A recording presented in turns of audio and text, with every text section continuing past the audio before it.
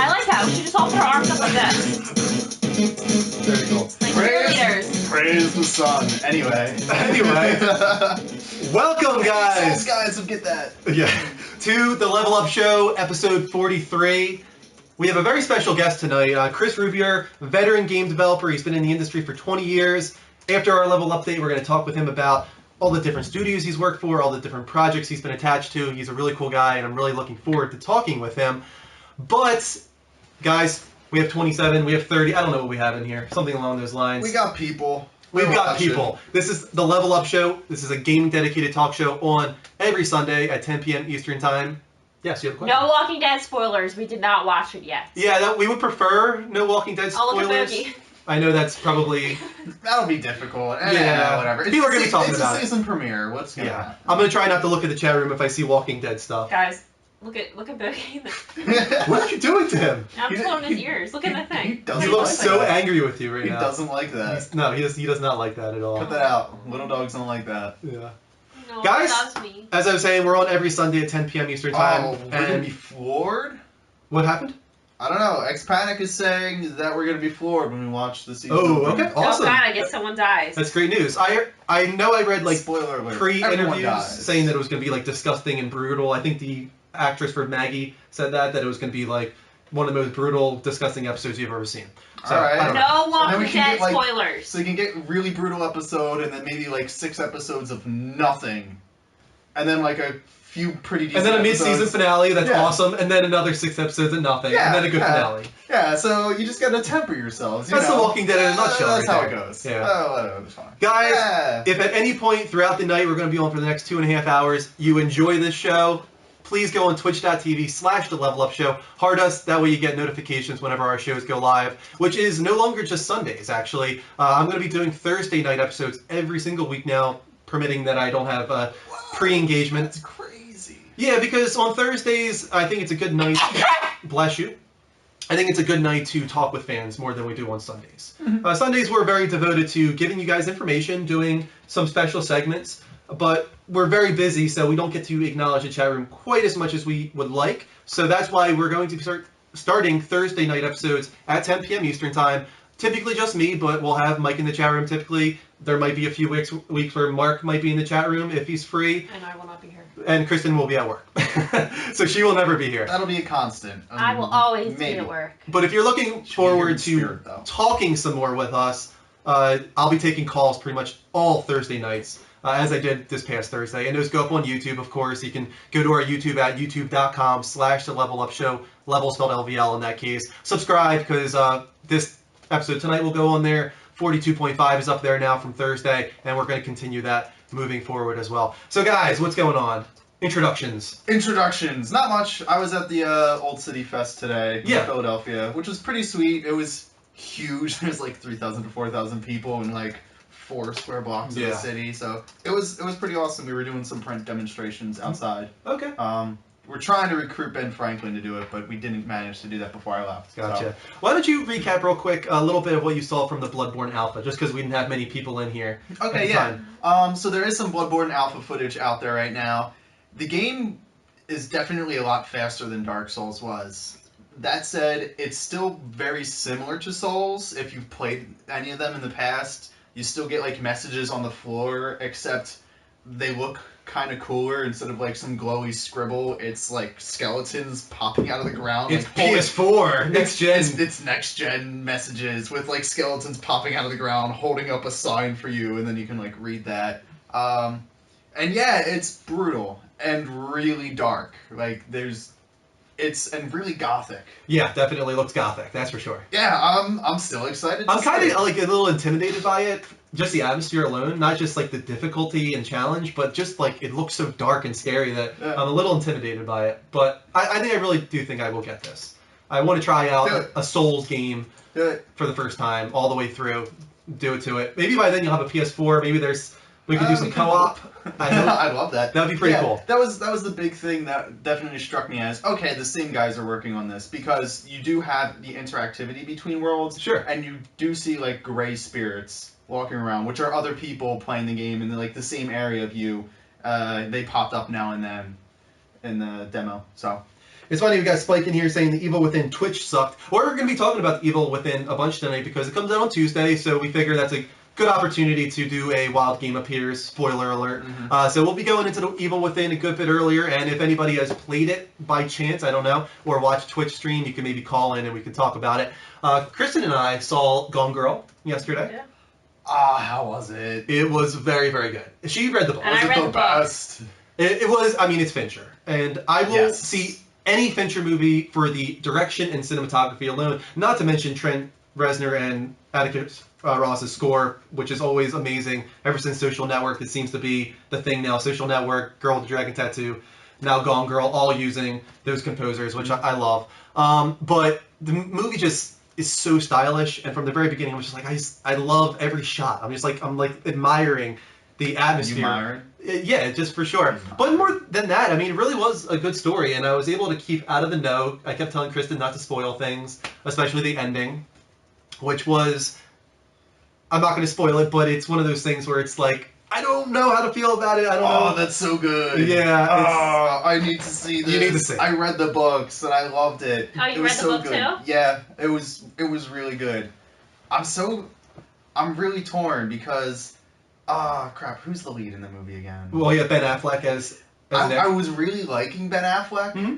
And it's like, okay, cool, Gone Girl. This looks really good. He looks pretty good as Batman. And then he said and then he had like a really douchey interview on Bill Maher, and I'm just like, I fucking hate you again now. Oh no, he I'll was still good. say Gone Girl because I guarantee it'll. I'm so excited. How did you feel about the girl who played Amy? I thought she was really pretty. You thought she was really pretty, and did she Yeah. kind of fit the character from the book? I think so, yeah. Yeah. I think so. Yeah, I mean, you really can't talk much about this movie. That's the thing it would spoil it to talk about almost any of it. But it really was great. See Gone Girl. It's got great word of mouth. It had the #1 box office for 2 weeks in a row now. Beat out Dracula this weekend. And very similar to the book. I don't think it would be difficult to beat out Dracula. You know what? Dracula did a little better than I think people were expecting, actually. Really? Yeah, it had a pretty low budget, considering the kind of box office feel that it has. But it still had a pretty low The budget. guy destroys an army by turning into a bunch of bats. I know, and you would think that would mean that huge low budget? Yeah. It supposedly didn't have a very bloated budget. The bats were all on string. Yes. But something I really wanted to talk about, I thought was quite amusing, was... It wasn't amusing. Okay, well, no, that wasn't amusing. I'm going to go before that. That's later. Okay. Before, on the ride home from the movie theater, we passed by a skunk smell, but this skunk must have died within 20 feet of the road. So we just both go, oh my God, this is terrible. And then, Kristen, tell them what you said. I pretty much just said that, I like the smell of skunk. Not like... What? Yes, that was my reaction. And she's like, I don't like it when it's this close, but if it's far away, I'm like, oh, okay, that's nice, skunk. Not that and I also said, not that I would use it as an air freshener. They're saying the broadcast has been stopped. Okay. That's odd. Everybody saying that? Yeah, we got several people saying that right now. Okay. Anybody? Can you see us right now? I don't know what's going on. Let me go on Twitch myself real quick. Right in the middle of my skunk story. Right in the middle of our skunk story. No, I think we're live. According to my Twitch, we're live. Okay. Right now, I don't know what's going on. I don't know, guys. It says we're live, and it's showing on my computer, so typically... Someone said it's back on. Okay. Sorry, guys. Welcome back! Just kidding. Let's get into games. Yes, I'm getting a little nervous now. Kristen likes skunks. Kristen likes skunks, though. Not overwhelming skunk, not as an air freshener, but I don't mind the faint smell of skunk in the breeze. A hint of there was a skunk around here. Yeah, it doesn't smell that bad. And then I also said that people do like the smell of gasoline. So I thought that was different, though, because skunk has literally evolved to become... That's its thing. Like, it's stinky. That's its point in life. Gasoline, I don't know. But yes, moving on. We can talk about the other story later. I do want to share that. But we should probably get on games. That was a better story, though. Okay. South Park. I finally beat it. The game I started like months and months ago and should have beaten way back. Finally went to it on, I think, Friday night, and I was like, I'm beating this game finally. And man, was the ending just hilarious. They just saved the very best moment for the end where you actually go inside of Mr. Slade's ass. Oh, and search for the God. nuke and have to disarm it using abortion knowledge. Oh my God, just stop talking. Amazing. Just an amazing ending. Just Oscar worthy, really. They are awful people. It was just the best. It really was. So I'm so happy I finished that game, and it's one of my favorite games this year, if not my favorite game this year so far. That came out in March, I think. So yeah, that's on the top of my list right now. You played Wasteland a little bit more. How's that going? There's still some, I guess, optimization issues. So, like, sometimes we'll get graphics tearing, and then the game will crash. Story-wise, I like the game. It's huge, and I'm like, it's like, oh, cool, I'm getting to the end of, like, the section, and it's like, just kidding, you're halfway through the game, maybe. There's a lot more left to it. And the really big thing I like about it is your decisions matter. Okay. So you can choose, and I apparently totally missed this because I had read about it after the fact. Like, I had gone into a new town in, like, a new area, and it was like, okay, I see a guy execute a person right in front of the entrance. Well, it's clearly these guys are evil, and I'm gonna murder them all. And that's exactly what I did, and not realizing, like, hey, you can, like, pay the fee to get into the town, become friends with people, do a whole bunch of quests, get a whole bunch of shit, and then destroy them from the inside. Oh, okay. And it's like, oh, I missed all of that because I decided to kill them first. And then did you feel bad about that? I'm like, I didn't kill the bad guys right away. Crap, I missed something. So I'm being a lot more methodical from then on and going through to a section and you get to a new town and it's like, okay, well, let me talk to people, let me see what I can do to move the story along. And I now resort to killing somebody as, like, the last resort. It's like, clearly, this is what I have to do now at this point. It's like, okay, I have to murder you. I'm not sorry. This game's still in, like, alpha or something like that, right? Or like no, it's released. Oh, it's released and it's still that buggy? It's released and I'm still getting optimization issues. So I would honestly say I want to like it. I want to like it, but I wouldn't say, like, buy it yet. Okay. Honestly, I thought with all that, I, like, clean things up. It was through a Kickstarter. Yeah. Smaller budget. They developed it over, like, 2 years, and they honestly only did, like, a QA testing for the first half of the game. So the entire second half of the game is where it's gotten, like, buggy. Okay. And where I'm having issues. So I imagine that within the next few months they'll probably have it fixed. So. Well, Mark is talking about Wasteland 2, I think, right? This is the second one? Yeah. So that I thought it was early access, that's why it was buggy, but no, the game's actually full retail release now, or whatever you want to call it. So, so hopefully they improve on the optimization in the future. They've released a few updates so far. They're pretty well aware of what's going on in the issues. There's a couple buggy quests too, so... Cam Jersey says, do you all live together? Nope. Kristen and I do. I don't. No, he does not. We are a husband and wife. Yes, and this is our home. This is our new home, actually. I am not that weird guy. No, not at all. But if you ever need a place to stay, Mark, you're welcome here. Kristen's gonna hate you for saying that. It's big enough that I feel like I wouldn't care if someone else stayed over. Yeah. What animal sprayed you before? Sprayed me? Wasn't there, like, an animal that sprayed you at the zoo? When you were younger? Not that I remember. I don't remember this story. Oh, okay. I don't think so. I would remember that, I hope. No. So your mom said something sprayed you, right? Maybe I was too young to remember it then. I don't know. Or maybe I think her and your dad were at the zoo and they... Oh, I think it was like one of those, like, yaks that spit or something like that. Oh. Spit in my dad's face. Or something. Yeah. Oh. That wasn't me, though. All right, how about we move on to the level update? Yeah.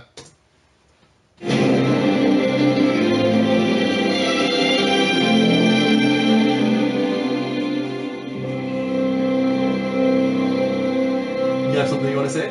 Oh, I thought you raised your hand.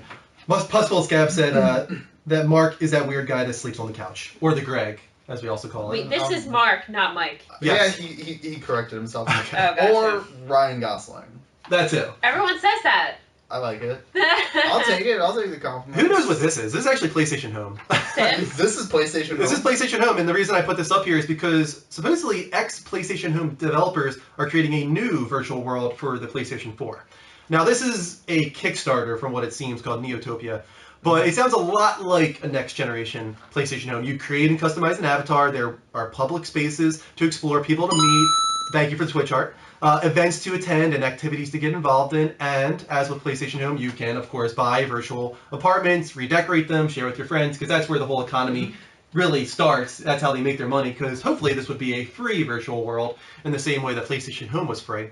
Now, Neotopia is a work of studio Mad Monkey, I think is what their name is. Founders Mark Jagger and David Dow worked on PlayStation Home, Online Experiments, Funland, and Ed Gladwin, who is also building Neotopia, worked on PlayStation Home for 8 years while at Sony. The developer is currently crowdfunding Neotopia through Kickstarter, where it's asking for 250,000 euros, I think is what it is. 250,000 euros sounds like a big ask, really, but its developers reckon it's doable from the audience. There's been other projects that have raised far more than that in the past. I think Tim Schafer's project recently raised more money than that. And then finally, they had a little quote here during their Kickstarter. This is what they had to say. Neotopia's vision is to bring together like-minded people who can interact, build, share, and play. A world where you can make new friends and keep in touch with old ones in any setting you choose. A world with everything from idyllic beaches to mountain peaks, from medieval castles to shining metropolis of the future, all of which is your playground, all of which is yours. So, PlayStation Home on PS3 actually just shut down. They finally shut that down. I think everything's lost, which is kind of sad. All that virtual clothes and apartments, all that kind of stuff, that all went to hell. I'm sorry, your digital lives. Yes. But, you know, we might have a replacement now, because as much as people might want to complain about PlayStation Home and think it was a huge disaster, it actually made a lot of money for Sony. They did pretty well with PlayStation Home, from, of course, all the virtual clothes and all that kind of stuff, the stupid stuff that people would buy for 99 cents. People love spending 99 cents for stupid things. Yeah, it did well for them, so maybe they're going to be their answer to that. Maybe they didn't feel like they could adapt it to PS4 easily, so they just had these guys jump on and kickstart it so that we pay for it instead. Yeah. Good news. Since Mike's not here, I guess I'm going to have to read the next story, but go ahead. Rick, a.k.a. GFN, said that he used to have a girlfriend who was addicted to PS Home. Really? Yes. I'm not surprised. Virtual worlds like Second Life and stuff, they're addictive sometimes. So. And I have one more thing to say. Yeah. Yes. Happy birthday to Cool Casual Gamer. Yeah. Go eat your ice cream cake. Cool and casual. So this is the news coming from Ryan Gosling. But first, thank you to Cuban Carlos for your Twitch heart. I did me. Go ahead. So, big story, bad news. Ubisoft locks PS4 Assassin's Creed down in resolution to keep parity with X1. So dumb. Blah, blah, blah. Blah, blah, blah. In an interview with Videogamer.com, senior producer Vincent Pontbriand stated, "We decided to lock them at the same specs to avoid all the debates and stuff." Yeah, it basically means that both PS4 and Xbox One versions of Assassin's Creed Unity are going to be locked at 900p, 30 FPS, so that they look the same.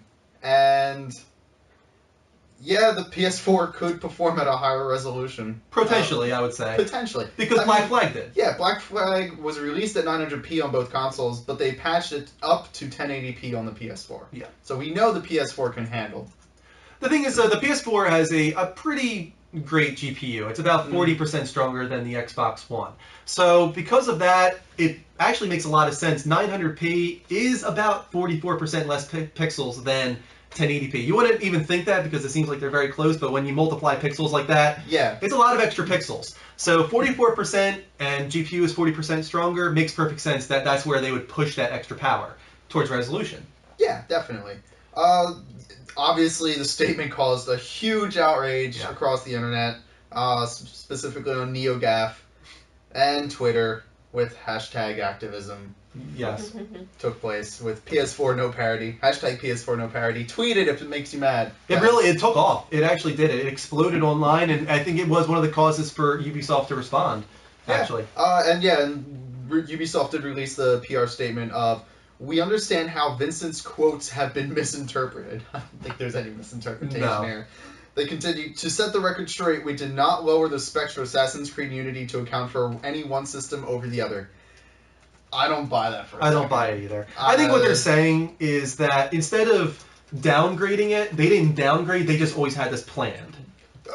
So it's double talk. We never planned it, so we never technically downgraded it. Yeah. All right. Technically. I mean, I think what a lot of people theorize when it comes to this whole thing is that it has something to do with Microsoft, and there's no proof of that. But it does seem a little odd that suddenly with the co-marketing deal between Unity and Microsoft for Xbox One, this is what happens. When Black Flag was co-marketed with PS4, that had better graphics than the Xbox One version. So it seems possible that Microsoft went to Ubisoft and said, this is being advertised as a Microsoft exclusive on TV. This is a co-marketing deal. You can't let it get out that the PS4 is the better version of this game. There has to be parity here.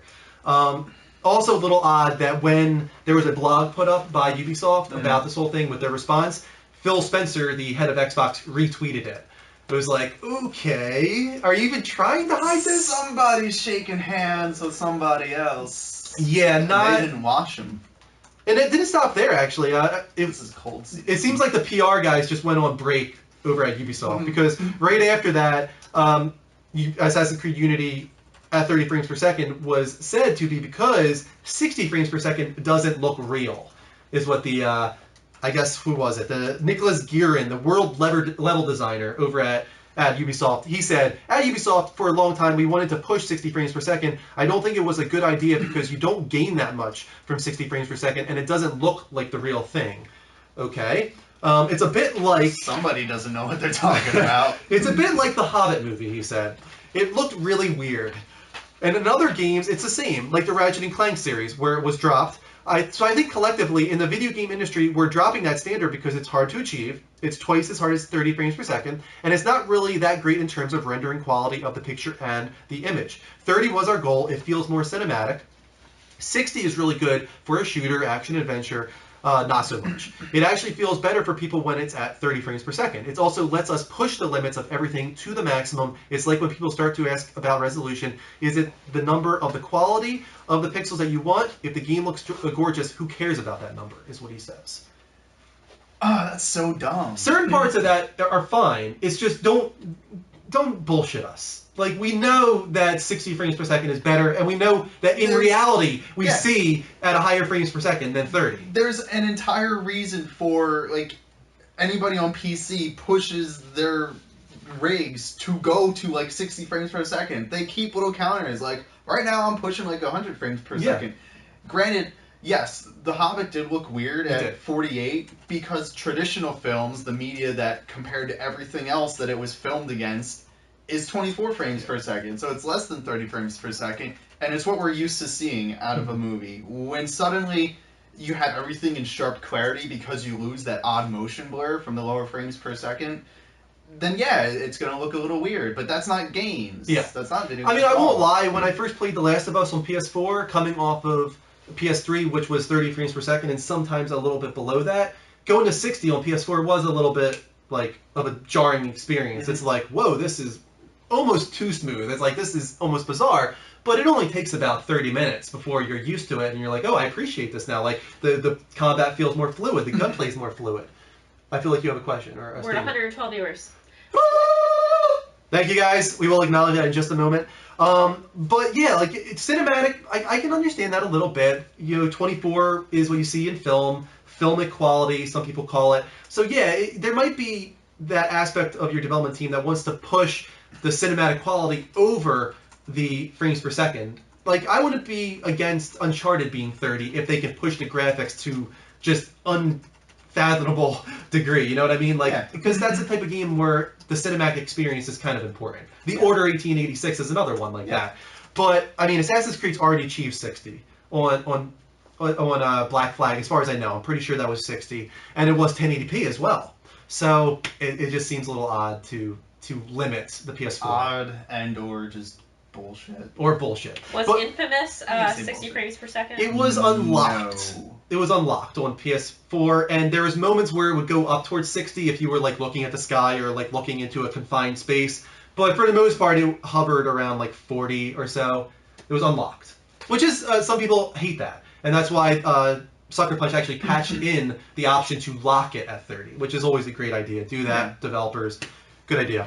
But actually, Mike and I put together a video last week, and it was called Response Time, and we asked you guys how you felt about PS4 no parity, and we got some good responses on YouTube. So I'm going to let Kristen read a few of these. They're right there below Response Time. Oh, you got your packet. She's got her thing. Question. Has Has the hashtag PS4 no parity controversy affected your decision to purchase AC Unity? ? Answers. Carlos Vega says PS4 represents more than a third of their total sales. Why will you piss off your strongest market? This feels like getting money for shooting your own foot. It will only hurt Ubisoft in the long run. Hashtag not buying. Okay, Carlos. That was Carlos. I wonder if you're in the chat, say hello. Yeah, definitely. These are your comments on YouTube, guys. So if this is you that we're reading off, make sure you let us know. The second response from Ia Bounty. PS4 was designed to use compute processing with the GPU. PS4 has 6 more GPU cores than the times 1. X1. Xbox One. You should have wrote that. I did. This was his quote, man. He just likes to abbreviate. They will go unused, apparently. The engine is fundamentally flawed if they bottlenecked with the CPU. Team ICE must be shaking their heads. Yeah, because that was the other thing they were saying, is that the CPU was bottlenecking them, which is just completely false. If the CPU was bottlenecking you, that would affect frame rate. That wouldn't affect resolution. GPU is resolution, CPU is frame rate. So, don't bullshit us, guys. Like, don't bullshit a bullshitter or somebody that knows what they're talking about. Yeah, it's just dumb. So the question, has the PS4 no parity controversy affected your decision to purchase AC Unity? Mm-hmm. The Speechless 17 says, that's lame. I haven't bought any Assassin's Creed games, but now this decision of downgrading a game makes me contemplate on buying future Ubisoft games. That's like buying a 2014 car but having 2008 features. Yep. I agree. All of them down into the negative territory right now. It's like that AT&T commercial. What's better, more or less? Yeah. No, we want more. Who doesn't? And last comment from Devil's Child. If they can downgrade the PS4 to support the Xbox One, then why can't they do the same for Wii U? Microsoft paid them millions and Nintendo didn't, which is the reason why most third-party games don't support Nintendo.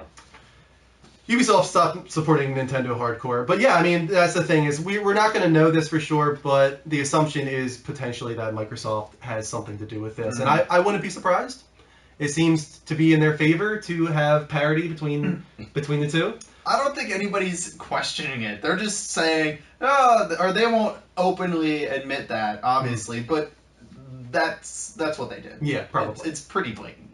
Before we move on to the last story, we're at 143 in the room. Thank you so much for coming in, everyone. This is the Level Up Show, a gaming dedicated talk show on every Sunday at 10 p.m. Eastern Time, and we're currently going through all the biggest gaming industry news from the last week. If you like what you guys are seeing, please go on twitch.tv/The Level Up Show. Heart us on there, that way you get notifications whenever our shows go live. You can also follow us on Twitter, like us on Facebook. We're very active. Yeah. And go on YouTube, please. Yeah. Go on youtube.com/The Level Up Show. Level spelled LVL, because everything we do gets archived on there, including tonight. Typically on the day after, tomorrow, we will put tonight's show up on YouTube. And finally, if you want to add Mike or myself tonight on PSN, I am Drew M1788, and Mike is Noob Guru. So just real quick, Warrior in White is saying that we're saying it'll be a bad game, or thinks we're saying it'll be a bad game, and we're not saying the game itself will be bad. What we're being really harsh on is Ubisoft. Yes. And their decision to lower the specs of one console over the other.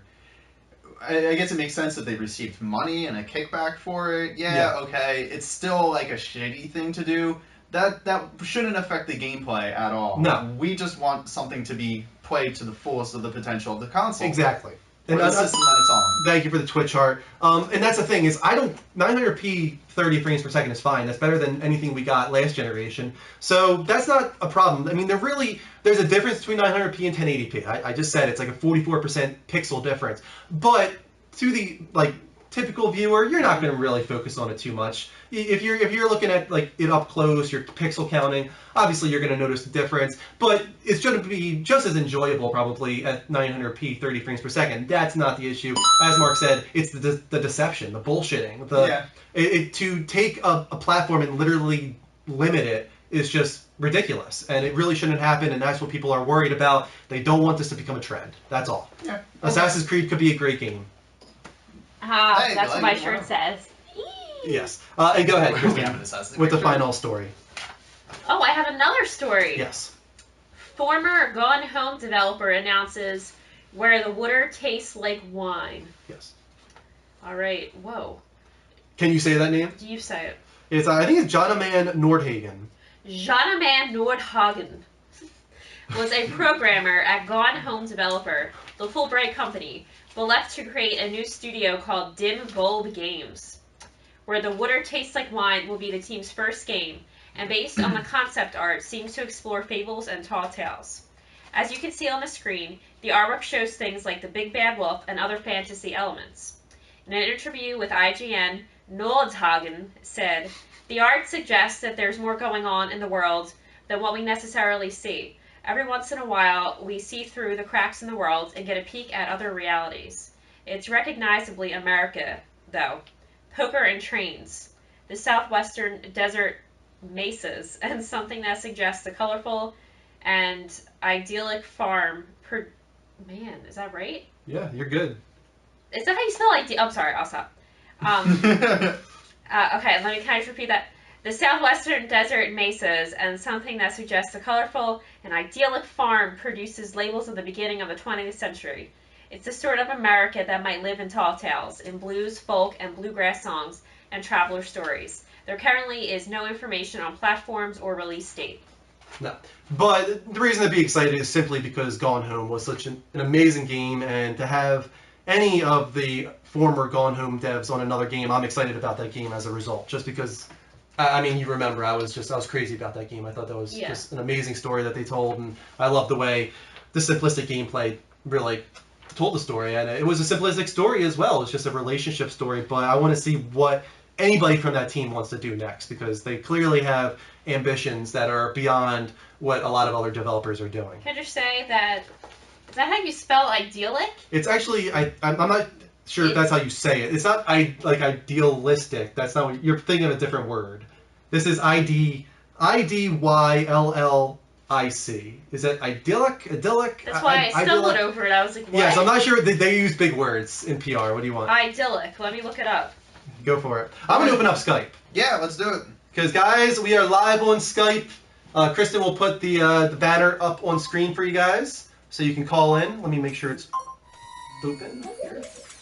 Skype. There we go. So please call in. As you can see, ID is the Level Up Show, spelled exactly how it sounds, no spaces. We can talk about any of the big news stories we've already discussed, or we can talk about other things as well, like what you guys have been playing or what you guys are looking forward to playing. Until then, we'll go to the chat room. Hey, Beeve. Beeve, how you doing, Big Beeve? Beeve is in the house. Yeah. DK Guitar says, I would buy it. What was he referring to there? Probably what we were talking about earlier. Maybe the Gone Home game. But Jay Flint says that, guys, Evil Within is great. I'm almost done. So that contrasts with the earlier statement that it sucks. Opinions. People asking if we're going to be canceling pre-orders. Yeah. On Assassin's Creed? No, on Evil Within. Oh, on Evil Within. Yeah. I'm looking forward to you guys have to say, because it seems like some of you have actually played Evil Within already, and we're going to be talking about it a bunch later on for the Wild Game Appears. Chat with us. Let us know what you think of it. Meat Boy. Yeah, Super Meat Boy's in there. Super 50 Cent. Meat Boy. Welcome, 50 Cent. Lionhammer, welcome. Mike is exhausted from his trip to New York for Comic-Con, so he's not here tonight. He might be in the chat room. I'm not sure. He's in the chat room. Great. Pussville Scav says, he was talking about buying a football game that was EA with made-up players and teams. Yeah, I remember when EA first bought the NFL license, a lot of those other guys like 2K were like, what are we going to do? And some of them actually tried that. They actually tried games with made-up players, made-up teams. It didn't work. They couldn't take off. Well, I know, and it sucks. And I think 2K does a better job than EA anyway. But yeah. No, I mean... If 2K could make every single one of their sports games as great as NBA, they would take over the sports genre. Absolutely. For sure. Yeah. And EA will never let that happen. Got a call from Josh here. Woo! Josh. Ooh-ah. That's my friend. Josh. Ooh-ah. Josh. Ooh-ah. Never get a hold of Josh on the first try. Let's see if we can get him back. Come on, Josh. Answer. Hey, Josh. Hello, how you guys doing? Doing great, man. What do you want to talk about tonight? Well, it's actually kind of a complicated thing, but no, I'm not talking about Evil Within yet because I still haven't actually got it, and I'm still waiting to purchase it. Okay. And that'll be like probably this Tuesday coming up. But I did actually have a question I was going to ask you guys from like last week. Sure, go ahead. And you guys were busy with talking with other people and stuff and crap like that. And it's the I think I'm not sure if you might have answered this. Oh wait, no. No, I don't think you guys have. The question is, I was just thinking to myself, it's like, did you guys answer this question, or did you guys question? No, anyways, my question is, what is your? No, yes, you did. Inner monologue. Crap! Now I forget. Say it again. What was the question? No, I was you already answered about the Easter egg thing. Oh, no, yeah. but the this is actually just a quick one here. So I just finished watching a concept video from the Eco and Shadow of the Colossus collection, which is the Nico one. What is your what if you guys actually would think about it? What is your guys's what concept video that you've seen over the years you think is your top favorite? Now, like, is this a concept video that didn't come to like fruition that we never actually saw the final product for? Yeah, pretty much. Oh man, that's really tough. And I know, I could actually think of like Nico is one of them, but that's like the only one I can really think of, like concept video wise. I remember the concept video for Eco as well, because that was originally planned as a PlayStation 1 game, and then it eventually became a PS2, and then Shadow of the Colossus was originally planned to be this multiplayer thing where 4 people are on a horse all trying to tackle down a Colossus, which was a really cool idea. I mean, could we say The Last Guardian? Because we have no idea that game's ever coming. That might just be a concept in the end, for all we know at this point. Oh man, I'm trying to think here. Concept videos. Can you think of any concept videos off the top of your head? Thank you for the Twitch art. Not really. The only thing I can think of are like some games that the early trailers wind up being drastically different than the final product. Yeah. The number one thing that comes to mind is Resident Evil 4. Okay. The first trailers for that were drastically different, and it was still the slow-paced, really just dark areas. Yeah. Looked like awkward control, and the story was even like kind of sketchy, and nobody had any idea what was going on, and they totally changed the story and the gameplay between the first trailer. Honestly, like the first trailer I'd seen for it was kind of cool in a way. I loved what they did with it, but the first game would have been interesting to see. Going off that vibe, I would say BioShock Infinite. I remember the very first trailer for BioShock Infinite showed much more complex interaction with Elizabeth, to where she was like creating like this magical element in this like in air, where she was taking all this debris and combining it together, and then you had to grab it onto your gun and shoot it, and it was so much more complex and in-depth than what they actually decided for with the game, even though I still love BioShock Infinite. I think it's a great game. They really had ambitions there that they were not able to reach. So that first trailer was pretty mind-blowing. I wonder if that would that have been held back by the hardware of the consoles it was released on, because that would have been a lot of stuff. That game went through some development hell for sure. Yeah. That game got multiple delays throughout its development, and I think they just kind of changed what they wanted to do throughout development. When that first teaser trailer came out, I don't think they had the whole story figured out. No. All those kind of things, because Elizabeth in that trailer as a character is completely different even than what she turned out to be. She was much more innocent and naive and all those kind of things, and the original version of her in that first trailer didn't really mesh with that, so that's why it probably changed as well. But we're falling so far behind, Josh. I'm gonna have to let you go. Thanks for calling in again. You're welcome. You go do your stuff. All right, see you later.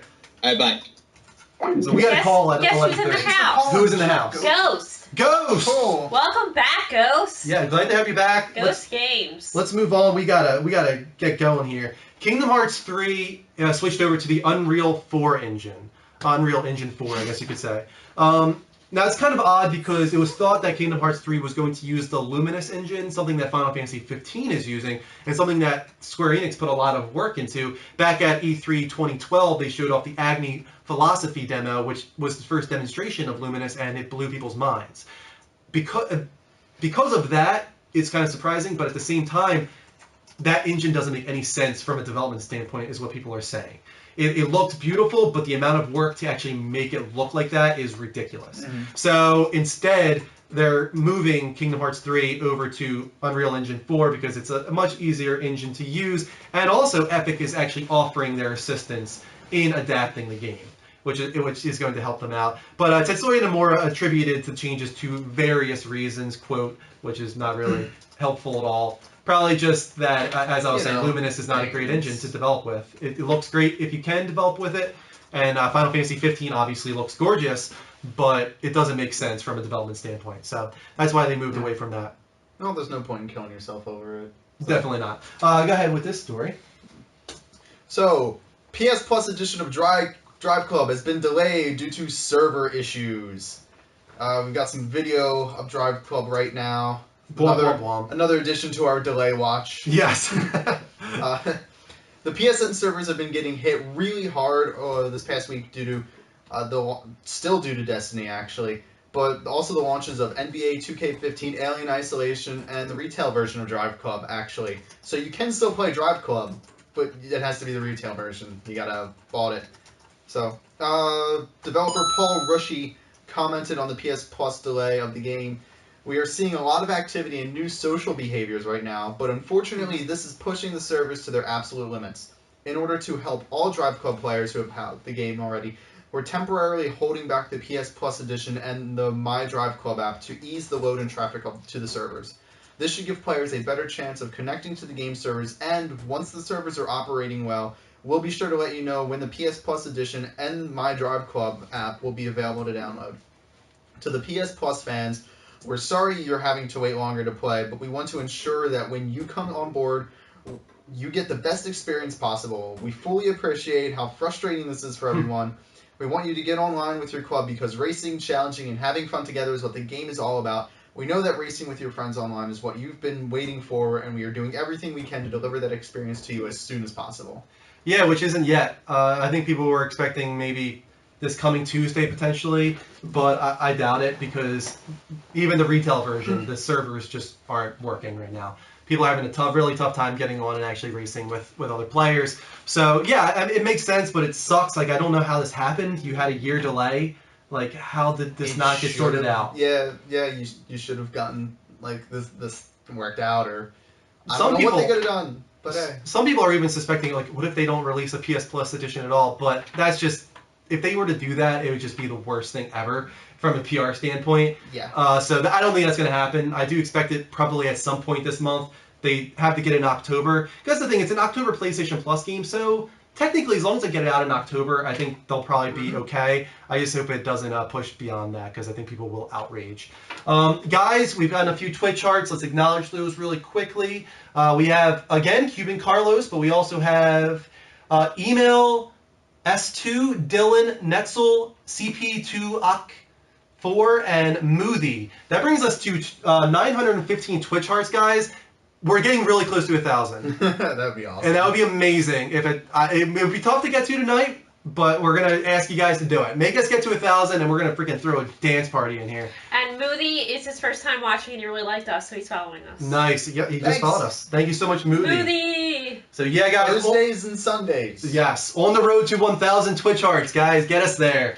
Thank you so much. Whose mom's basement is this in? Nobody's a mother here yet, so there's no mom's basement. Just because we're young doesn't mean we can't have a house. Yeah. They have a house. This is our house. This is our basement. Yes. We don't have a mother who paints our basement and stuff. No, we don't. No. All right. One little story here for you. Oh, you have your thing? Go ahead. I wish that I could be like the cool kids. All right. Big names join the Little Big Planet 3 cast. Thank you for the Twitch art. With Little Big Planet 2, Media Molecule put some extra emphasis on the storytelling by adding in voice acting. But Sumo Digital is taking it a step further with LBP3 by bringing in some high-quality voice talent. As seen in this trailer, Hugh Laurie, best known as Dr. House, has joined the game as the voice for Newton, a little light bulb that seems to be the story's villain. Fortunately, charming narrator Stephen Fry is back for tutorial and jokes. Finally, Nolan North, the voice of Nathan Drake, and countless other video game characters, has joined the voice acting talents alongside Peter Serafinowicz from Nice Shaun of job. the Dead, Simon Greenwald from Wimbledon, and Tara Strong from The Fairly Odd Parents and Rugrats. Tara Strong was the voice of Tommy Pickles. See how I can read better in green? Serafinowicz. That was really good. I was waiting to see how you would read that off, but you nailed it. Piece of cake! High five. It's all this practice. Yeah, right? So yeah, Little Big Planet 3 looks really cool, actually, and I'm really happy that they're bringing on some higher quality voice talent. You know, 2 was great, and I actually really thought that the story was charming, but it seems like they're putting in more emphasis even on this one. So that's really cool. Really quick, guys, we might be able to get a Skype call. We got to do it quickly. So Skype is live. Kristen will put the info up on screen, and I will thank a few people. Yeah, We got Blackish Fuse 200. Black Ice. That's Blackish. Blackish. Black That's it. Ice. We got Awesome Man, Daedra Lord, DA7K51, and also Chris XR. Thank you guys for the Twitch hearts. That brings us to probably 920 now. Keep them coming. See if we can get to 1,000 tonight. That would be wild. That would be wild. I'll be a ninja for you. Yeah. So guys, Skype is live. Someone said they liked the table. Oh, thank you. Yeah, I just took a coffee table and I cut it so that TV could kind of fit into it. He was a table surgeon. Yes, that's exactly what it was. Yeah. Thank you, Starfar00. Until people come in or until people call or no? Yes. You know what, guys? Interrupt us with a Skype call if you want, but since we are falling kind of behind, we probably should move on to another story. So here's another one for you guys. Ex-Bioshock, let me pause this. I had a trailer afterwards. Ex-Bioshock and Halo devs reveal their next big game. Ex-developers have joined together under the name The Molasses Flood and revealed that their new Kickstarter for the project, currently named The Flame in the Flood, to be released on Steam, is back. If backed. Many of the talented people attached to the project came from the unfortunate closure of Irrational Games.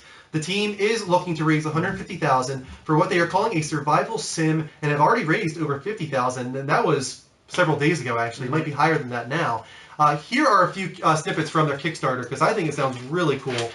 First off, travel down a long, winding, and completely unique procedurally generated river through environments inspired by the Everglades, Mississippi Delta, Louisiana Bayou, and other quintessentially American places. Your journey has an end. Will you survive long enough to reach it?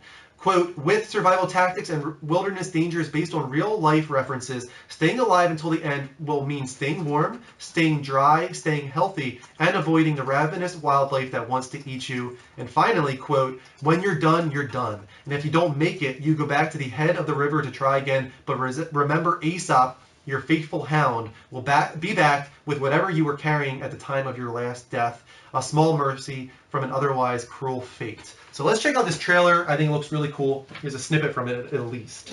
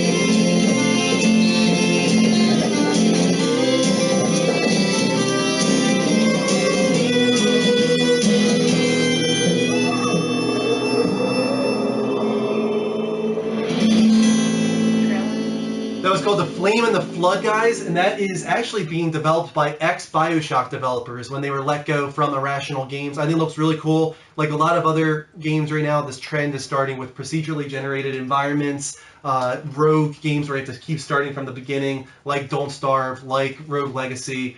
and Minecraft and a whole bunch of other ones. So it's kind of the trend going right now. But I think it looks really cool, and it's on Kickstarter. They're trying to raise $150,000. So check that out. They're already at probably 75 at least. A lot of backing already for that game. Let's move on to another story. Guys, Skype is live. You can interrupt us. We just got to get going because we're falling a little behind. Yeah, Black we gotta people meet you. He wants to call in. Oh, go ahead. We'll stop as soon as you call in. Yeah, Skype is live. PS4 might get Grand Theft Auto 5 first? Interesting.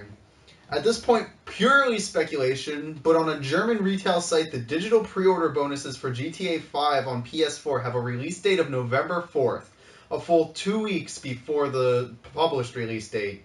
Typically, this would be brushed off as an incorrect listing. However, following the news, users looked further into the possibility and found that if you pre-order the game on PS4, the preload countdown lines exactly up with the November 4th pre-order bonus date. Yeah. Possibility still seems unlikely, but it would be a massive win for Sony and PlayStation. In other GTA 5 news, Europe is getting PS4 bundle next month as well, according to Amazon, which shows the bundle releasing on the 18th with a standard black console and a copy of the game. This would ensure a GTA 5 bundle coming to America. Yeah. So, huge win if possible. I think it's very unlikely, but yeah, I mean, if Sony were to get this 2 weeks early, that would be huge. They really would dominate the sales for a GTA 5 in that case. And there were... Especially with the holiday season coming up. Definitely, yeah. And, when GTA 5 was first announced, I think at the PS4 conference, they did say that there was something there that was going to be exclusive to Sony. Maybe that's what it is. Maybe 2 weeks exclusivity is the thing that they're getting. That's enough, really. 2 weeks is all they need for people to buy it on that system because... people want to play it, and they're not going to want to wait 2 weeks. They want to be the first ones to play it if they haven't already on PS3, like me. I haven't played it yet. So I think it would be great if they got this from Sony's perspective at least. So we'll have to wait and see. Finally, Kristen, you were up with this last story. Oh, am I? Oh, yes, you are. My last. And after this, we are caught up, so we can start taking calls. Wow, there's a lot to talk about. You were on Phil Spencer's story. I know, because I'm green. Phil Spencer defends indie parody clause. I should talk slow motion and you'll love it. Microsoft has been heavily criticized over their indie party clause, which means developers can only release their titles in Xbox One if they haven't already been released on other consoles first. When Phil Spencer became the new head of Xbox, this stance was the first gamers thought he would change. His recent comments imply differently. Spencer states, "I actually don't get the question as much now anymore, I'll be honest. The thing I worry about is I look at all the people who buy an Xbox and invest their time and their money in Xbox One, and as millions of people own Xbox One, I want people to feel like they're first class, because they are. When a third-party game comes out, it comes out on all platforms at the same time, and when indie games come out, I want them to come out..." Is he for real? He's so repetitive. I know. I'm going to talk about that. Keep going. I want them to come out, and I want Xbox to feel like it's a first-class citizen when an indie game launches. For me, the parity thing is I own an Xbox One, and I want to work for you to make sure that when great content launches, if it's coming to Xbox One and another platform, you kind of get it at the same time as everybody else does. Wow. He needs... Okay. Yeah. I agree. That was a terrible statement. I was thinking to myself, did I just read this like 5 times? Yeah, I know. I was the same way when I was writing it. I was like, this is an insane run-on sentence. Like, this is just terrible PR. First of all, it comes off as complete bullshit from the beginning because it's ridiculous. How are they going to feel like first-class citizens if they're not getting the game at all? You're not giving the game to them at all. It's because we want you to get the game at the same time. It's like, no, like, we want the game, period. I don't care if I get it first. Like, I only own an Xbox One. Why do I care if PS4 gets it first? Like, this is just complete bullshit. And I cannot believe that Phil Spencer, I thought coming from the games background like he does, I really thought this would have been the first thing he would have changed. Yeah. It's a terrible initiative that they're doing right now, and it's just frustrating indie developers to insanity. So they're idiots, in my opinion, when it comes to this. But. Phil Spencer's a dummy. He kept saying Xbox One, and he kept saying, like, comes. Yeah, it was, I don't know what he was thinking here. I think he was maybe caught off guard when the question was asked, and he went off on the fly and did not deliver a good statement at all. Never I go off agree. on the fly. Yeah.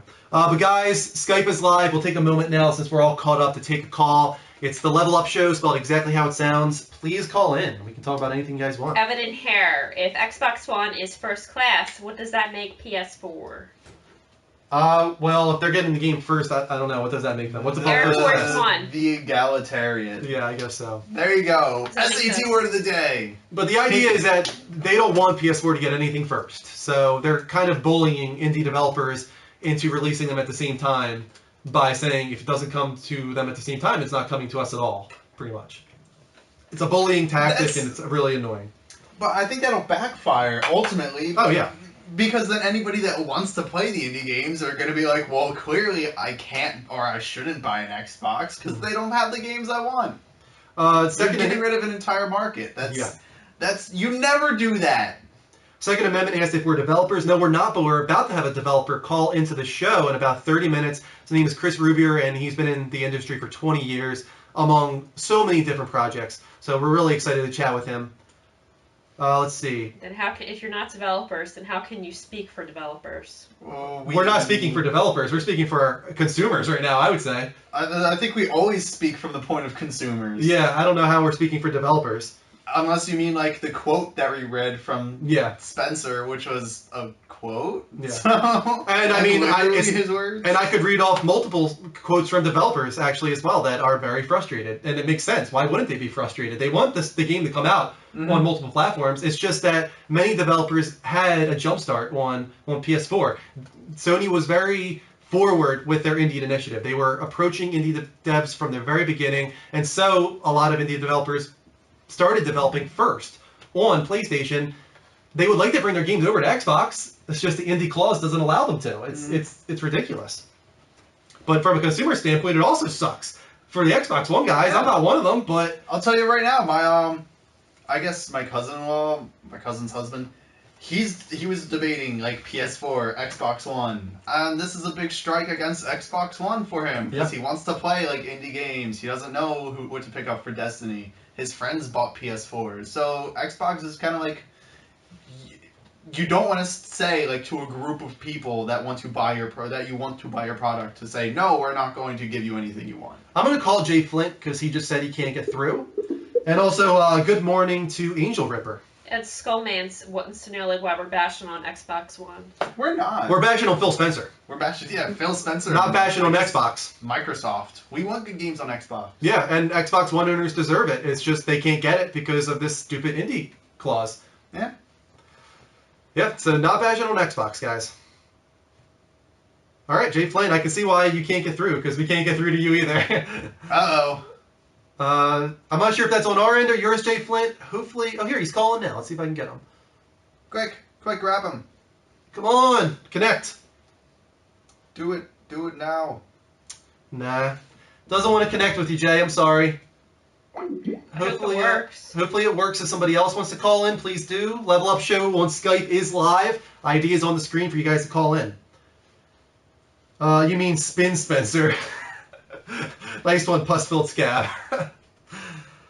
Speaking of which, do you guys know how to be a game tester? We've gotten this question from, or at least I did, from Cool Casual Gamer. Mm-hmm. He messaged me asking, how do you become a game tester? And I honestly, I don't know what the process is. I mean, it's a job. I mean, something I'm sure can apply for if you go on. I don't know if there's a developer in your area. That's the thing, is that you probably want the developer to be in your area. You would, I imagine you would have to live there, because I don't think they would like ship the game to you. I definitely think they would want to have like all control over like any copies of the game that are playing, so you can go in there and test around. Quality assurance is I think a thing a lot of games seem to be missing a little bit of, because so many are released buggy, glitchy, just broken sometimes. And it's like, hey, this could have used like maybe 3 months of some people digging around in it and trying to break the game, so you know how to fix it. Yeah. Quick thank you to Gboat1996 for your Twitch heart. Keep them coming, guys. We're on the road to 1,000 Twitch hearts right now. Yeah. Also, That is our charity. Let's mention that real quick. Moobot just posted in the chat room, guys. Please check out our Extra Life charity for Children's Miracle Network hospitals all around the United States. The Level Up show is playing specifically for Children's Hospital of Philadelphia, the hospital that is near and dear to all of us. And if you would like to help us raise money, please go on the link provided in the chat room and donate whatever you see fitting. It can be anything you want, really. I think it's anywhere from 50 cents to $13,037. You know, like it's anything you guys want it to be. So please, we would really appreciate it. And of course, we'll shout you out if you do donate to that cause. It's all tax deductible. Nothing's taken out like a PayPal would do or anything like that. So really great cause, guys. How Check it out. do I follow? You would just heart us on Twitch. Just click the little click heart. the little heart. That's all you got to do. Yeah, you got to go on twitch.tv/The Level Up Show. We're at 200 now. Thank you so much for coming in. Let me say then, now that we're at 200, guys, this is The Level Up Show, gaming dedicated talk show on every Sunday at 10 p.m. Eastern Time. And if you like us, if you want to heart us, as I think a good dozen people have done already, go on twitch.tv/The Level Up Show. If you go to that URL, you'll find a little heart button. Someone just followed us right now. Click on it, and that way you get notifications whenever this show goes live. You can also follow us on Twitter. You can like us on Facebook and subscribe on YouTube. We're going to take this call from Derek real quick. Hey, Derek. Yo, Derek. Derek. Derek. I was just wondering Derek. what happened. Why we hadn't gotten a question. I was wondering why we hadn't gotten a question from you yet today. Well, I was actually thinking about holding back because Mike wasn't there, so... He can answer in the chat. He's here. He's here in Okay. spirit. He's here in spirit, exactly. Or in the chat, too. So go ahead, man. Ask away. Either or. Alright. If you could trade your voice with any video game character, who would you trade with? Oh, man. That's cool. That's a good Ooh, question. this is I think the wild. obvious one for me, because people say I look like Nathan Drake for some reason. Obviously, I should be replaced by Nolan North. But, I mean, who doesn't want to sound like Troy Baker? I mean, the guy... Yeah, he is an awesome The voice. guy's a stud, man. So, He is. Oh, man. how about you? Yeah, yeah. Video game character. How about that? What's that Johnny guy that's in like every single Japanese anime? Johnny something. And he's just so stereotypical, like anime male voice. It's the worst in a way. But he played like one of the characters from Devil May Cry and all different kind of games. But I would not want to sound like him. That's all I'm gonna say. No, that would be like the best to sound like. Maybe for one day, and that's it. Just one day to sound like Just something Johnny. ridiculous. I would just want to sound like DK, just making shouts and noises at people. Yeah, definitely. Noble Metal says he wants to sound like David Hayter, Snake, of course. Who? Johnny Young Bosch. There it is, Johnny Young Bosch. Thank you, Embrace Sid. Thank you, Embrace Sid. That's exactly who I was I'm thinking just of. trying to think of like who like shouts. That's amazing, Dachi. Who would you want to sound like? Yes, Derek, let us know. You gotta let us know. I think I want to sound like Joel. Just like have that southern drawl. Oh, he's awesome. Just Yeah, like walk into the classroom. Alright, take your seats. yeah, definitely. He's so intimidating but so soothing at the same time. It's like I want Oh to know yeah, this it guy. totally works. Yeah, definitely. I How don't about know you? if he's gonna invite me in for like dinner or if he's gonna murder me. Yes, exactly. Preferably the former. It's probably a tough question for you, but do you have any? I would like to sound like Kiefer Sutherland. Wow, okay.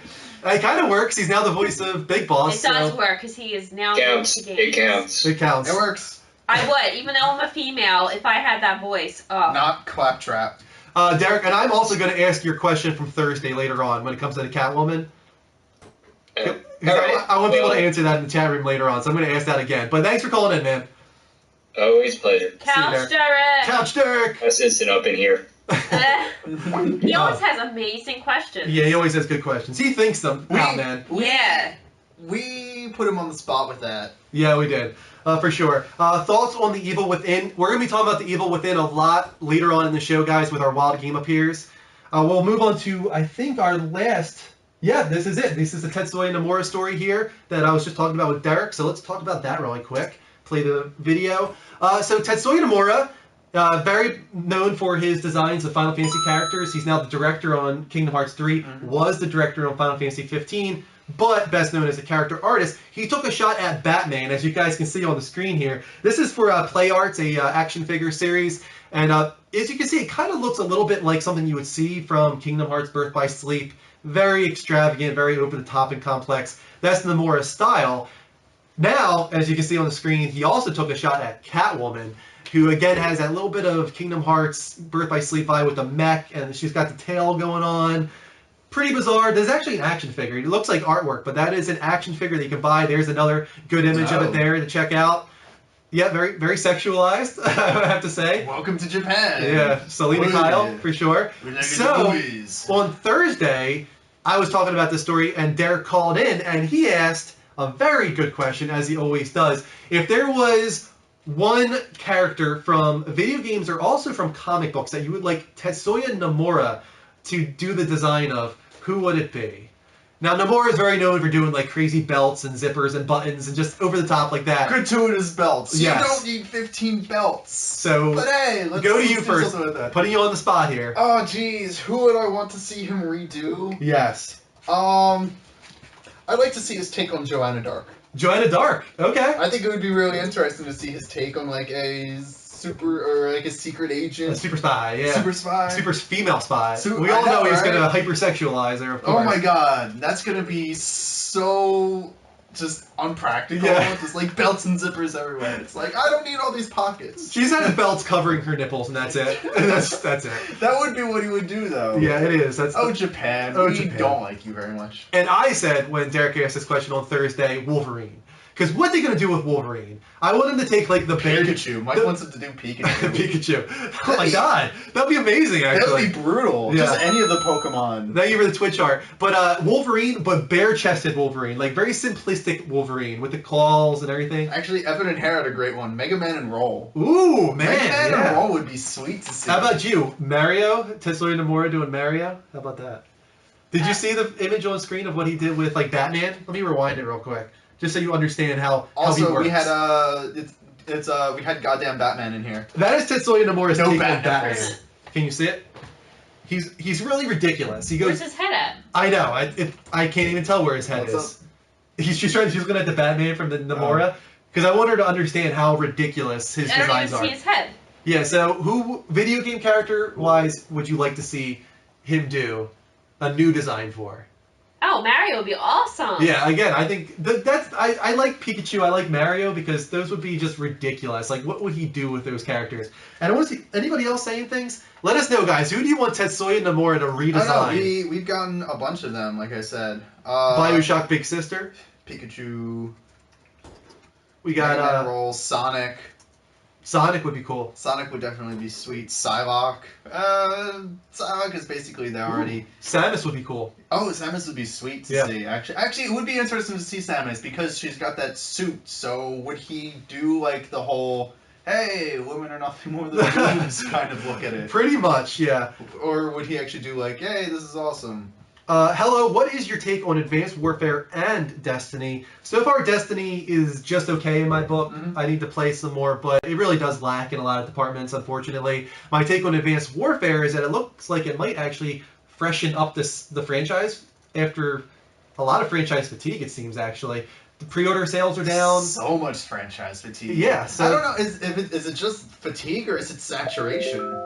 Maybe a little bit of both.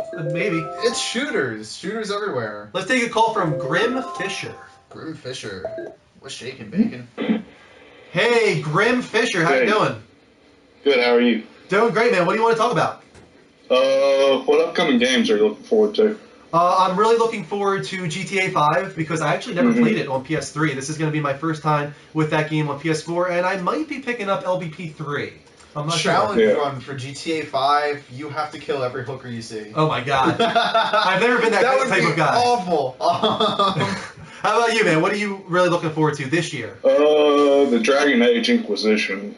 Yeah, that actually does look really promising, and especially, it's kind of funny, we were talking earlier about Ubisoft and their decision to potentially downgrade Assassin's Creed, and then Dragon Age Inquisition, the developers tweeted out, hey guys, we're releasing on PS4 at 1080p, I think 30 frames per second, because we want to maximize the hardware.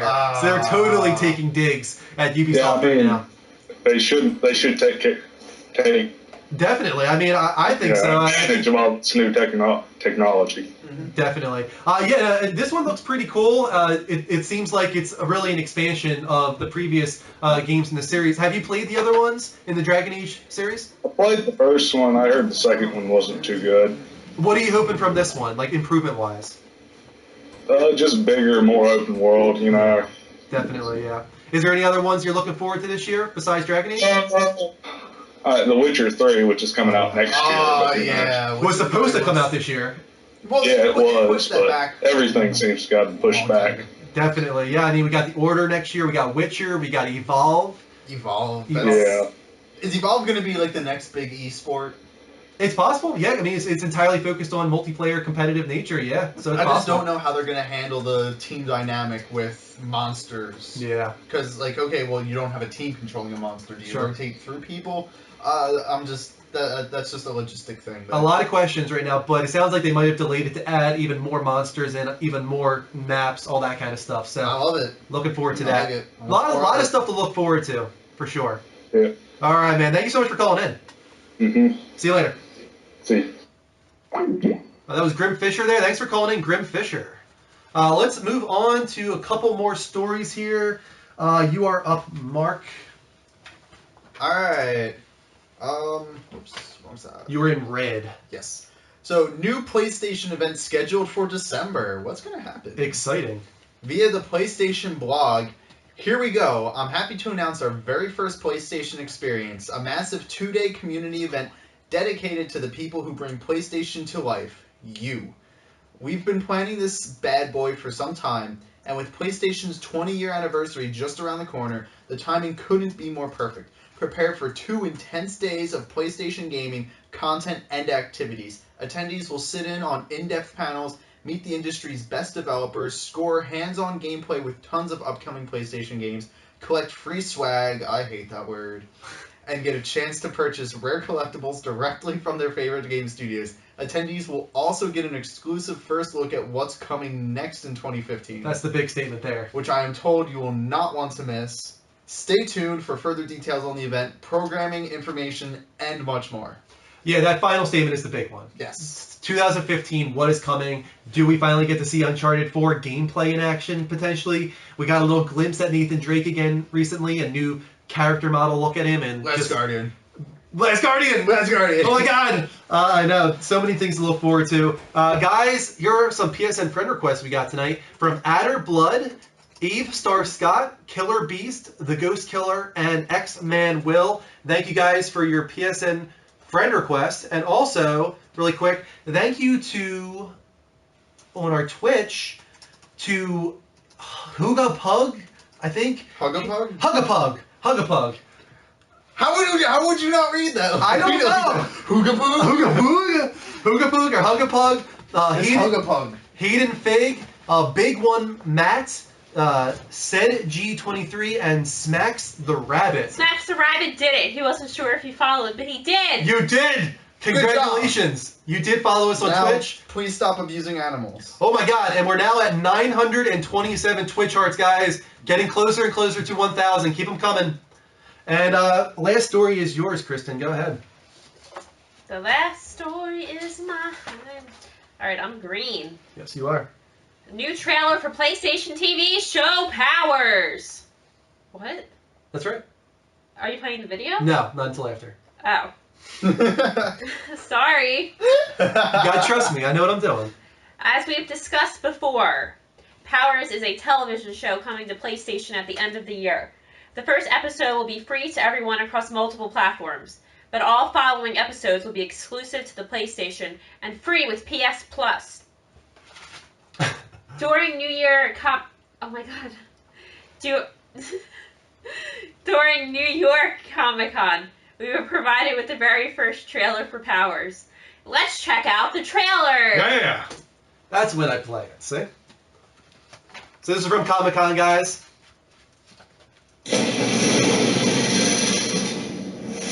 There was a time when I could fly. I was a hero. Above the law. Then I lost my powers. So he gave me a badge. The fuck am I supposed to do with that? Christian, it's your own fault. They're all dead. It'll be good to have a real detective around. See if you can teach him something. You know, I asked for Powers Division. No cop in the world knows what you know. No one else can teach me how a power thinks. Being powerful makes you feel like you could save the whole world. What's the girl I want to be? How does it feel, Crystal, to be powerless? Well, it's alive. You're gonna get somebody killed.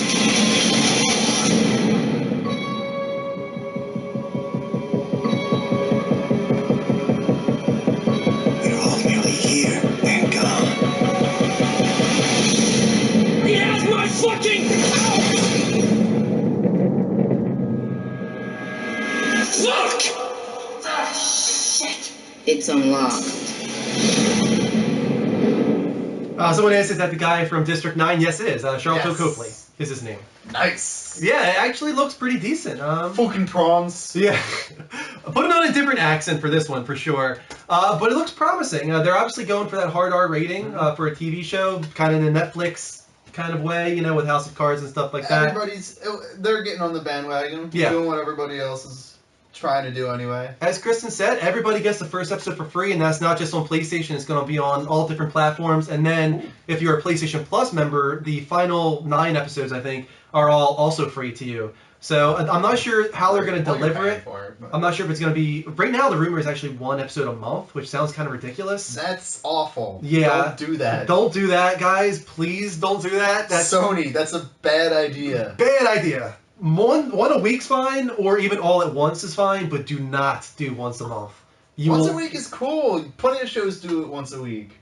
Spider Once a month? Waleed That's wants me to awful. answer He him. wants to know, can I King? C-I-N-G. I don't know what that means. I'm not sure what Maybe that means. sing. Call in, I think maybe he meant. Oh, maybe. Yeah, guys, that is the last story, and what time is it? 11:23. Not sure if I want to take a call right now. We're getting really close to calling Chris. It's up to you. We can take one call. I One will call. say it's kind of...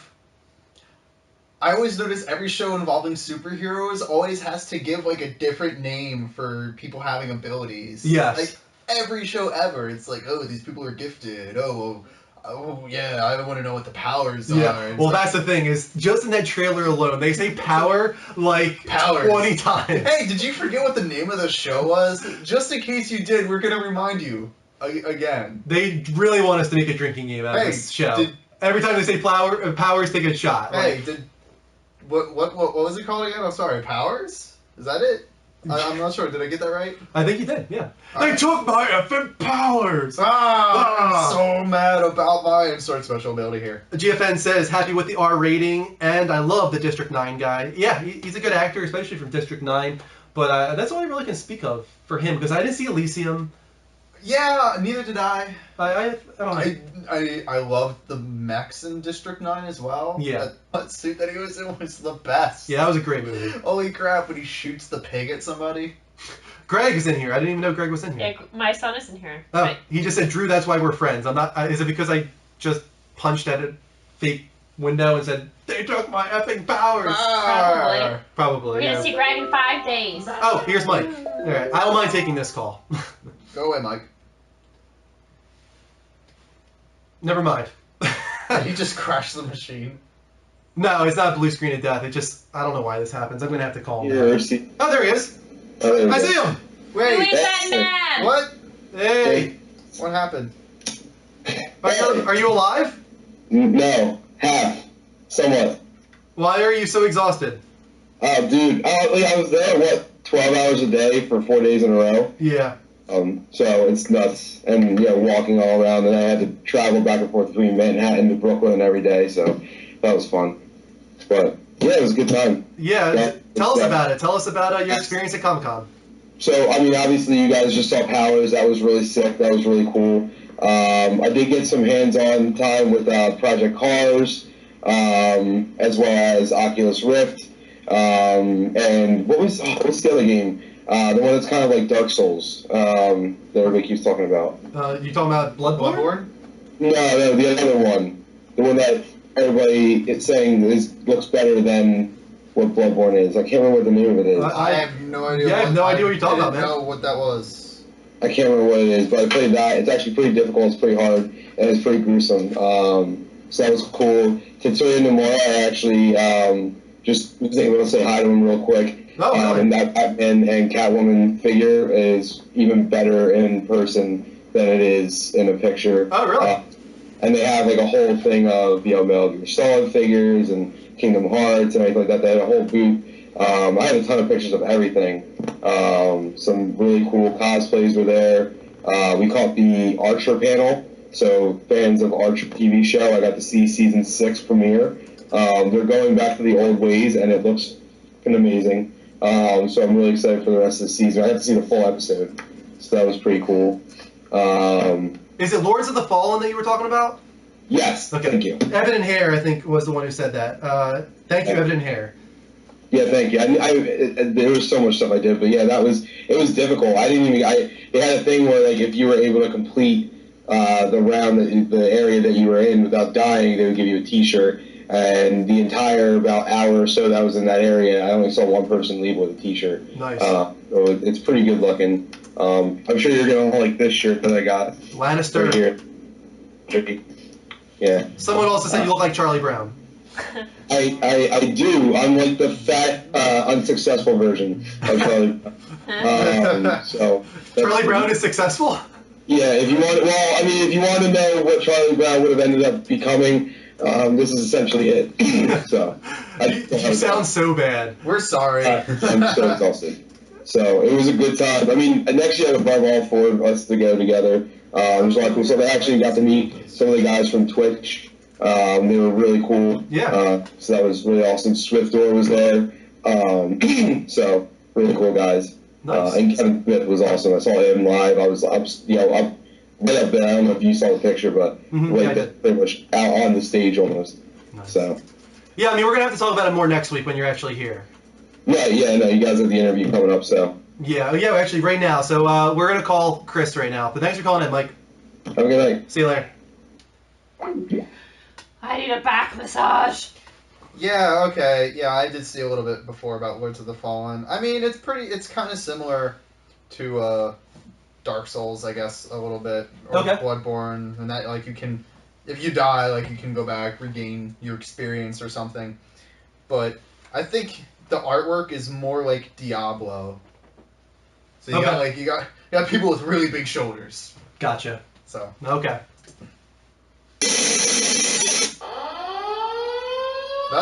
Uh-oh. Or actually, should I say, awesome! Yeah! Awesome! Guys, we got a special guest approaching, and I think you guys know who that is. It is Chris Rubyor, veteran game developer. Let's give him a call on Skype really quick, and hopefully this all works out. I hope so. Hey, Chris, are you there? Hey, how you doing? Doing great. Welcome to the Level Up Show, man. Can you guys, everything sounding okay? Everything is sounding fine. We don't have video quite yet. There it is right now. Just came through. Hey. There it is. Hey, how you guys doing tonight? Pretty good. Thanks for joining us. Yeah, first of all, let's say that. Thank you so much for coming on our show, Chris. It's kind of a privilege for us because we look at game developers almost as celebrities, we constantly say on this show. And you are one that's been in the industry for 20 years and done so many different things throughout that time. So it's really a pleasure to talk with you. Hey, I'm happy to be here, guys. And it's hard to believe it actually has been a little bit over 2 decades that I've been in the industry when I started at the age of 18. That's crazy. I kind of want to talk about that because you started at Westwood, you went to Electronic Arts, I think, Petroglyph, Microsoft, and then recently I think you're now a game director at Signal Studios. Is that correct? That is correct. But let's start at the beginning, at when you were 18, because I think that's a good segue into something that we wanted to talk about is getting into game development. What is that process like and how hard is it, and what do aspiring game developers that are watching the show right now, what do they need to do? Well, we're going back to the 1994, so the industry was a much different time, a much more civilized time in those days. It was very close-knit. I just happened to know somebody in 94 that got a job at Westwood. I was actually a clerk at a video store, when they had video stores back in the day. Sure, yeah. And I was going to school, and he called me up one day and said, "Hey, man, I know you love games. Do you want to come work at Westwood?" I'm like, "Westwood? The guys that did Kyrandia and Doom 2, The Building of a Dynasty?" I'm like, "Yeah, okay." And he's like, "Can you come down tomorrow to do an interview?" So I'm like, "Sure, I'll come down." So I ended up getting a job in their QA department. And then, from there, I spent, 94? I spent 9 years working at various positions, from QA to PR and marketing, and eventually moving into design. So yeah, that was great fun in those days. It was actually a privilege to have been part of a team that actually defined a genre of gaming. And there's not many people in this industry that can actually say that. And I look back at those times and all those individuals that I've worked with, who I'm still in contact with today. And it was an honor to have been part of that experience, working on one of the greatest, next to Blizzard stuff, one of the greatest RTSs of all time. I'm kind of humbled by that, and it's pretty amazing. And I've had a long and pretty epic journey since then, working on some pretty awesome RTS games. And then moving through Microsoft, doing the whole publishing thing for a couple of years, and then coming back to game development at Signal Studios. It's like getting my hands dirty again, working with a great bunch of guys. So, for young guys to get into and gals to get into the industry today, one of the things I wanted to touch on was back then, you could have been a game designer, and I could have been just a level designer. Nowadays, it does require, in my opinion, for designers to be a bit more versatile in their role. Okay. And you could be a level designer, and let's say an environmental artist.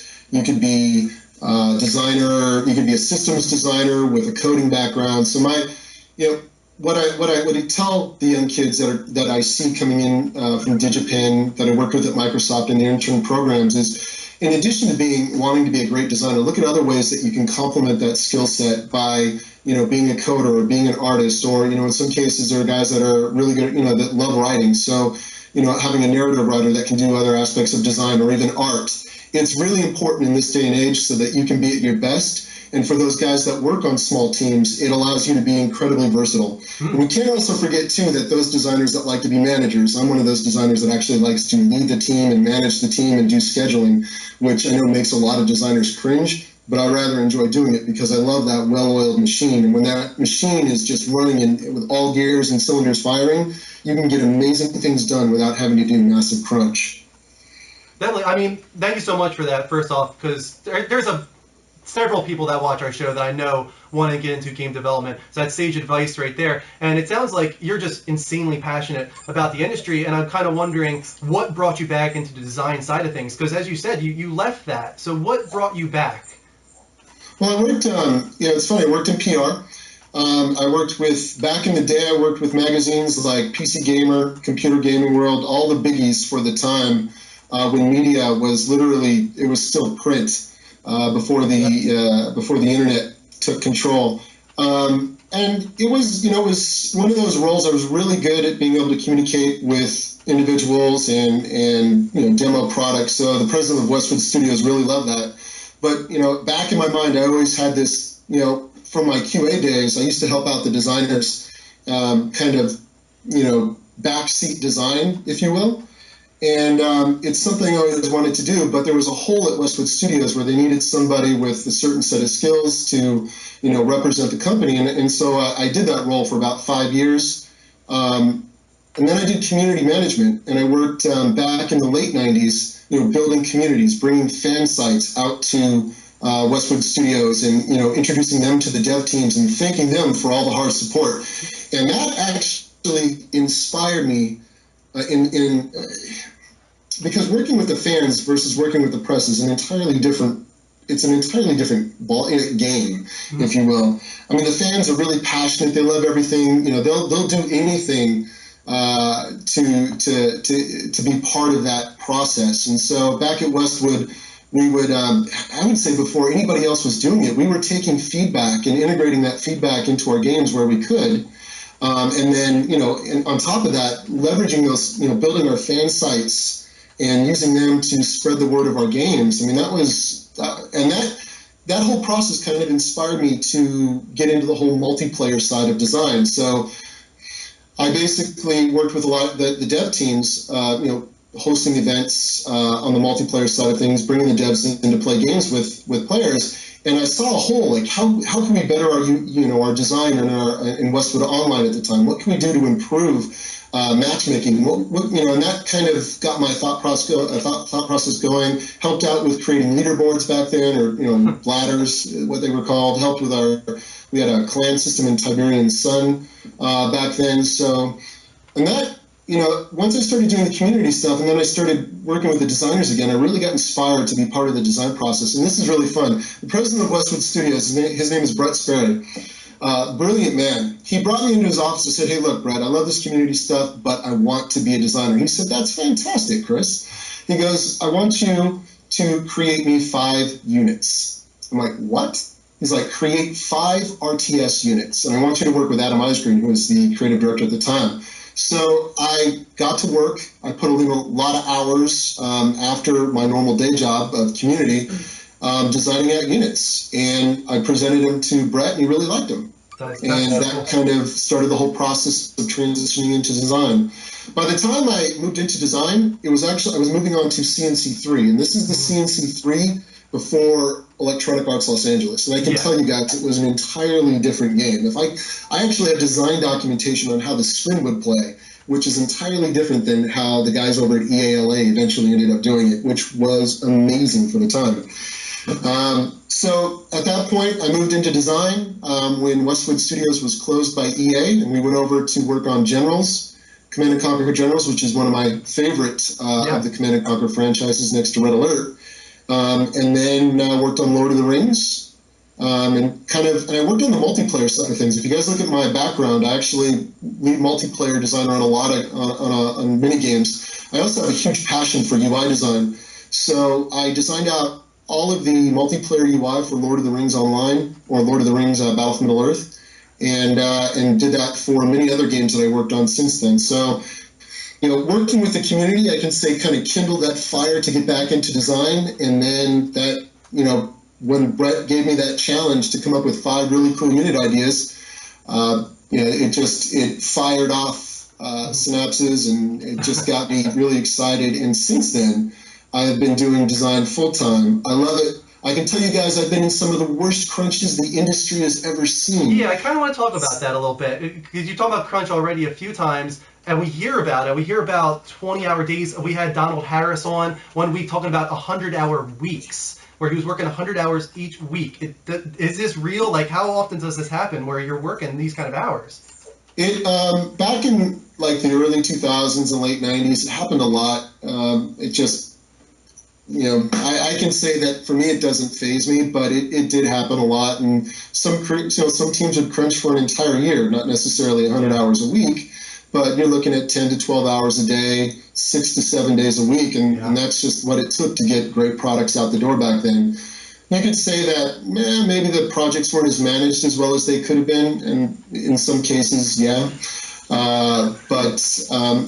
crunch is, and it does happen. Sometimes you just have to run those really insane sprints to get the job done. You could Google this. I was actually part of the EA Spouse team. That was my team. Okay. At Electronic Arts Los Angeles, and we worked about 12 to 14 hours a day, 7 days a week, and it was pretty insane. And by the end of it, most of us were really burned out. But do you take breaks at the end of a development cycle like that? Once you finally get it out the door, you print discs. What's the break like? You just worked 90 hours a week for how long? What do they allow you to have? It depends on the company. EA, I actually took an entire month off, but I mean, in the grand scheme of things, crunching for 8 months, almost 7 hours a day, or 12 to 14 hours a day, 7 days a week. It was really a month off worth it, but it really depends on the company. And in other companies, it's gotten better over the years, and that's because a lot of good managers have come up. in terms of planning the project. Good design, you have good lead designers, good creative directors, and good producers that work at managing the schedule. And mind you, this is a lot on a lot of the bigger, AAA digital, AAA, big AAA games these days. But I bet you the guys over at Rockstar probably crunching. The guys over at Sledgehammer working on the next Call of Duty are crunching. It is what it is. Yeah. And they do it to get the game done. And at the end of the day, those devs, you got to applaud them for putting in the time and making great products. Yeah, so passion for sure. Mark here has a question for you real quick. I was just wondering, since and you've kind of touched on it already a little bit, have you seen a drastic change in the studio environment from when you started back in the 90s to current day, I guess?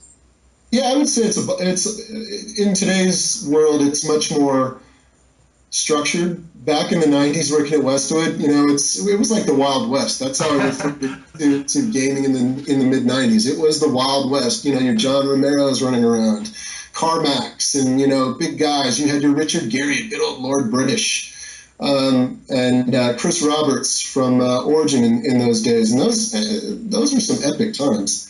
But it really was like the Wild West. And, it wasn't structured. Everybody was young. And nowadays, you got my generation, which is kind of that 90s generation, much older. We're close, we're pushing our 40s now.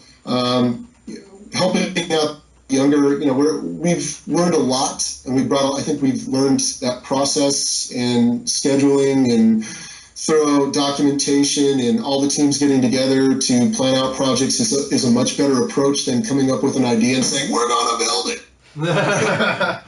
Well, we're going to do it. Yeah, and the way you talk, you can so obviously tell that you're now a game director, that you're a leader on a team. It just oozes out of you, and that's why I want to get into Signal Studios as a game director now. What is going on? What's present day for you? What are you working towards? So over at Signal, which is a group of really kick-ass guys. I mean, these guys rock. If you guys aren't familiar with Toy Soldiers, they are the team that came up with that tower defense meets action, third-person action on the battlefield formula.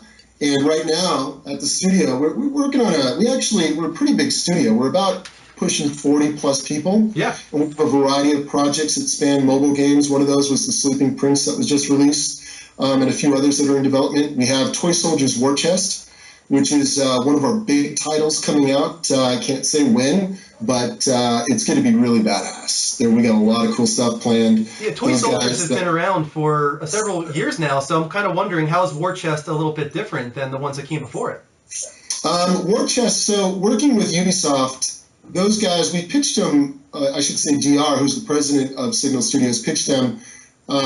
He wanted to get back to the roots of what Toy Soldiers was supposed to be, which was, going back to our days of being kids and going into our toy boxes, pulling out toys and having battles. It could be He-Man, G.I. Joe, and whatever you could find, Transformers when you were a kid, and battling it out. That was the original vision of Toy Soldiers, and that is what we're bringing with Toy Soldiers War Chest. Is basically, if you look at one of our characters, her name is Starbright. She's the leader of the Star Power Army. She's going up against Kaiser, who's one of our World War I veterans from the previous Toy Soldiers games. So it's kind of this really cool, no holds barred tower defense, third-person action game.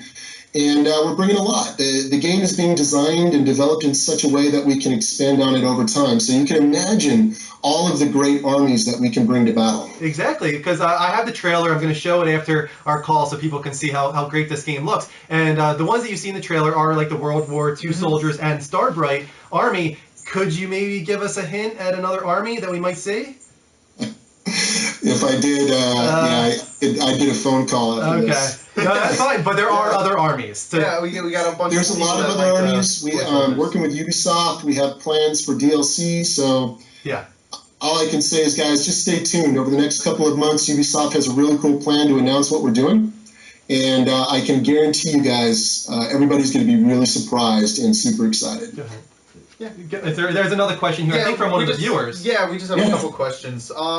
One of our viewers is wondering, how rushed are you by publishers to put out games and produce new content rather than like fixing patches? Well, really comes down to developers working with the producers to come up with a schedule that makes sense. And that's what's nice about in this day and age. Back then, it was, yeah, sure, we could get it done in a year and a half with no idea of what the true scope is. Nowadays, we actually scope out the project. What are all the technical features? And that's not to say things don't get cut along the way, because sometimes some features just take longer to code than others. It's really hard to guesstimate. But in general, nowadays, Ubisoft is really good about sitting down, spending several weeks planning out the schedule based off the design documentation. And then we're in the final phases of the product for Toy Soldiers, so we're just kind of triaging features right now. Is there anything that we might have to kind of let go and look at putting post-launch? So nowadays, and I'll also say it also depends on the publisher. Yeah. So Ubisoft is actually an incredible publisher to work with. There's other publishers. Everybody's different. Yeah, let's talk about that a little bit. We actually had a little bit of a pre-show chat about that, because Ubisoft, I think, is new to publishing Toy Soldiers. Is that correct? Yes. The IP was originally Microsoft's, and then Signal Studios got we reacquired the IP. And that's why it's coming now to PS4, Xbox One, and PC, I think, right? Absolutely, yeah. Which we're really excited about to have a multi-platform title. Yeah. And we went to Ubisoft and pitched them, because we did, every developer does need kind of some funding. So we went to them, and they were gung-ho. They really love the IP. That's awesome.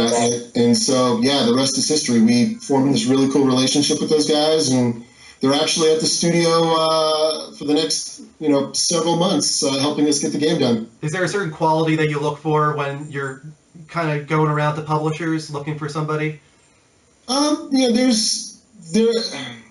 That's hard to say. It really comes down to, if we've worked with other publishers, are they interested? Is it a right fit for the publisher? It depends on the game idea, but there are some publishers that we like to work with over others. Sure, I can understand that. Is there any other viewer questions that you had, Mark, before I move on?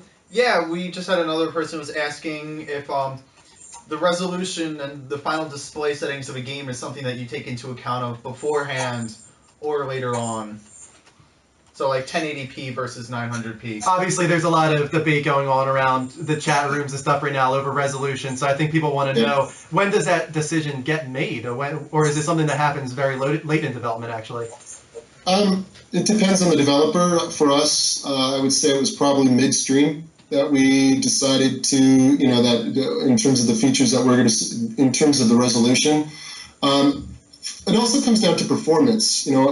For example, Toy Soldiers is not necessarily, there's a lot of things that go on screen. Mm-hmm, yeah. So sometimes to ensure that we have those big battles, some sacrifices have to be made. But usually those types of usually that comes closer to mid-end of the project. Mm-hmm, yeah. The reason, too, is because a lot of engines are going through optimization as well.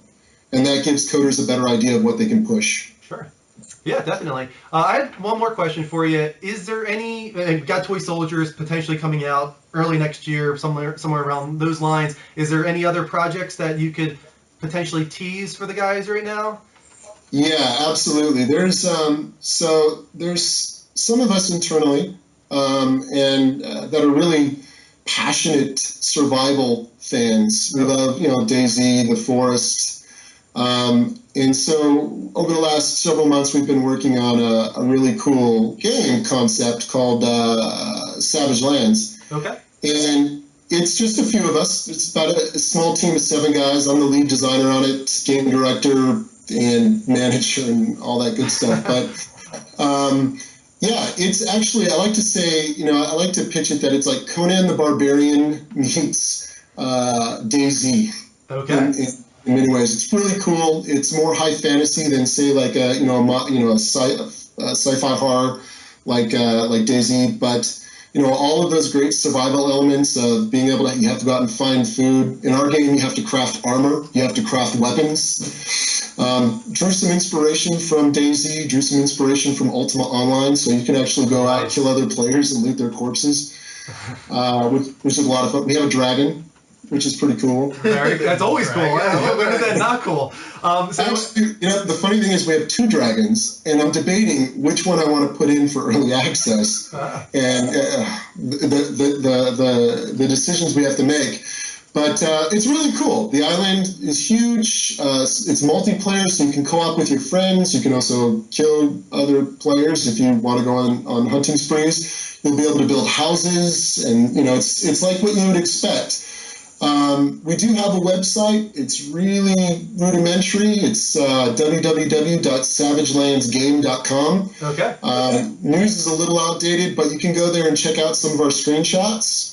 The game is getting better every day, so I don't have an ETA when we're going to release or go early access, but I will say that we will announce, if you sign up, we're going to do an alpha.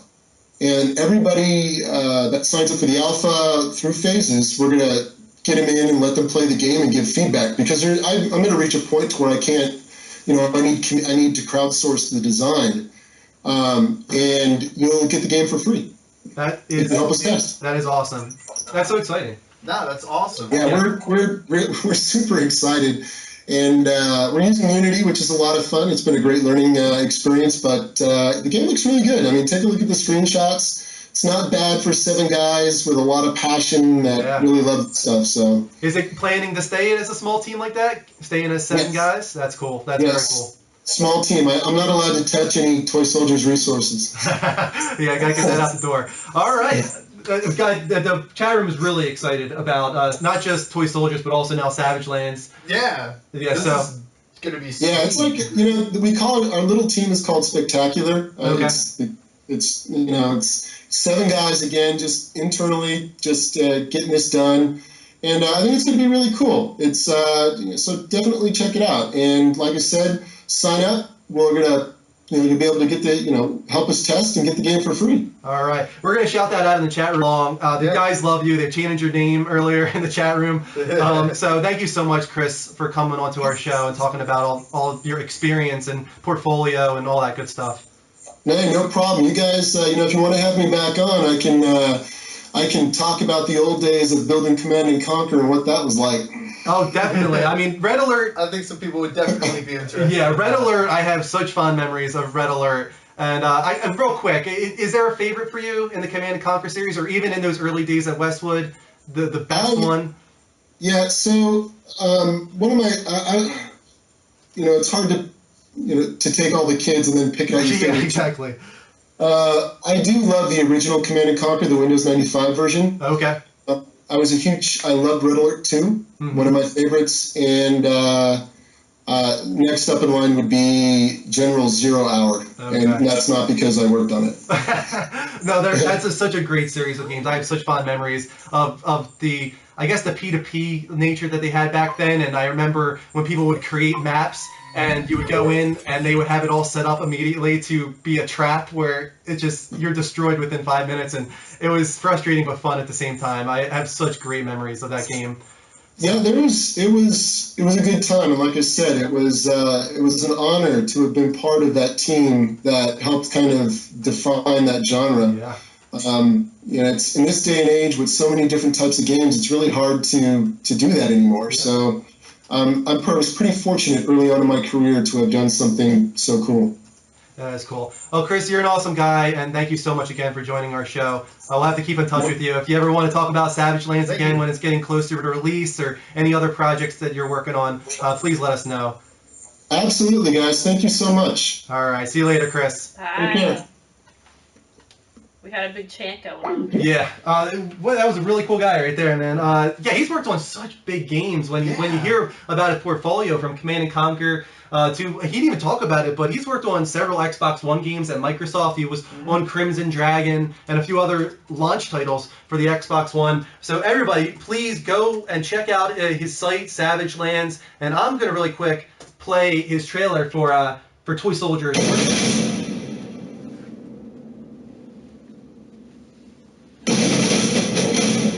They said you were nothing but a toy. Your lot in life was to entertain children and then collect dust in the basement. But you said to hell with that. I was destined to battle the most formidable military force ever assembled. I was destined to take up arms and have so much fun blowing bubbles and moonbeams at all our new friends. Was ist das? When we make our stunning entrance riding majestic unicorns, their jaws are sure to hit the floor. Our bullets will rain down on the enemy, and our cannons will shoot fire into the heavens. They will tell stories about the enemy for years to come. Slumber parties and tea parties. And everyone will be so happy remembering what an amazing day we all had together. Because when you work as a team, you can destroy any army that dares cross you. And there will be more armies. Get your moving parts on it, soldier.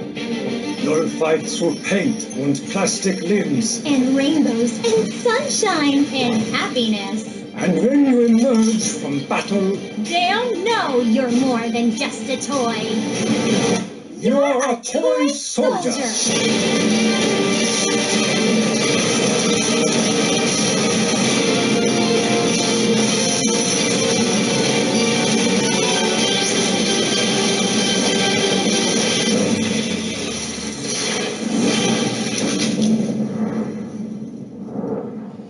Here you guys go. As Chris was saying, no official announcement on the release date yet, but it seems like it's probably going to be early next year.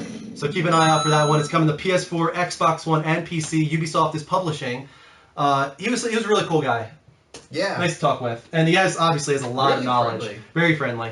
And knows a lot. He clearly knows a lot. He could go on and on. So maybe we can have him back on the show at some point in the future. We have a few Twitch hearts during his call. Let's acknowledge those really quick. We got DJ Burn Sue, Kaze Dragoon, and Will Ray, I think. Thank you guys for your Twitch hearts. That's a good probably 20 so far tonight.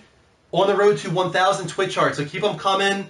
We will acknowledge all of them on the show here. If you like what you're seeing, please go on twitch.tv/TheLevelUpShow. If you do heart us, you will get email notifications whenever the show goes live. Also go on Twitter, follow us, like us on Facebook, and of course on YouTube we archive all of our episodes, including tonight's that will be on our YouTube tomorrow. So go to youtube.com/TheLevelUpShow, level spelled LVL, and subscribe. And finally, if you want to add Mike or I, Mike's not here, but he was in the chat room. I am Drew M1788 on PSN, and Mike is Noob Guru. I will add all the friend requests after the show. So guys, we have a little bit extra time now, so I think we're going to open up the Skype lines and we'll take calls and we can talk about anything gaming related. So Kristen will put up the Skype, and you guys are welcome to call in. ID is the Level Up Show, spelled exactly how it sounds.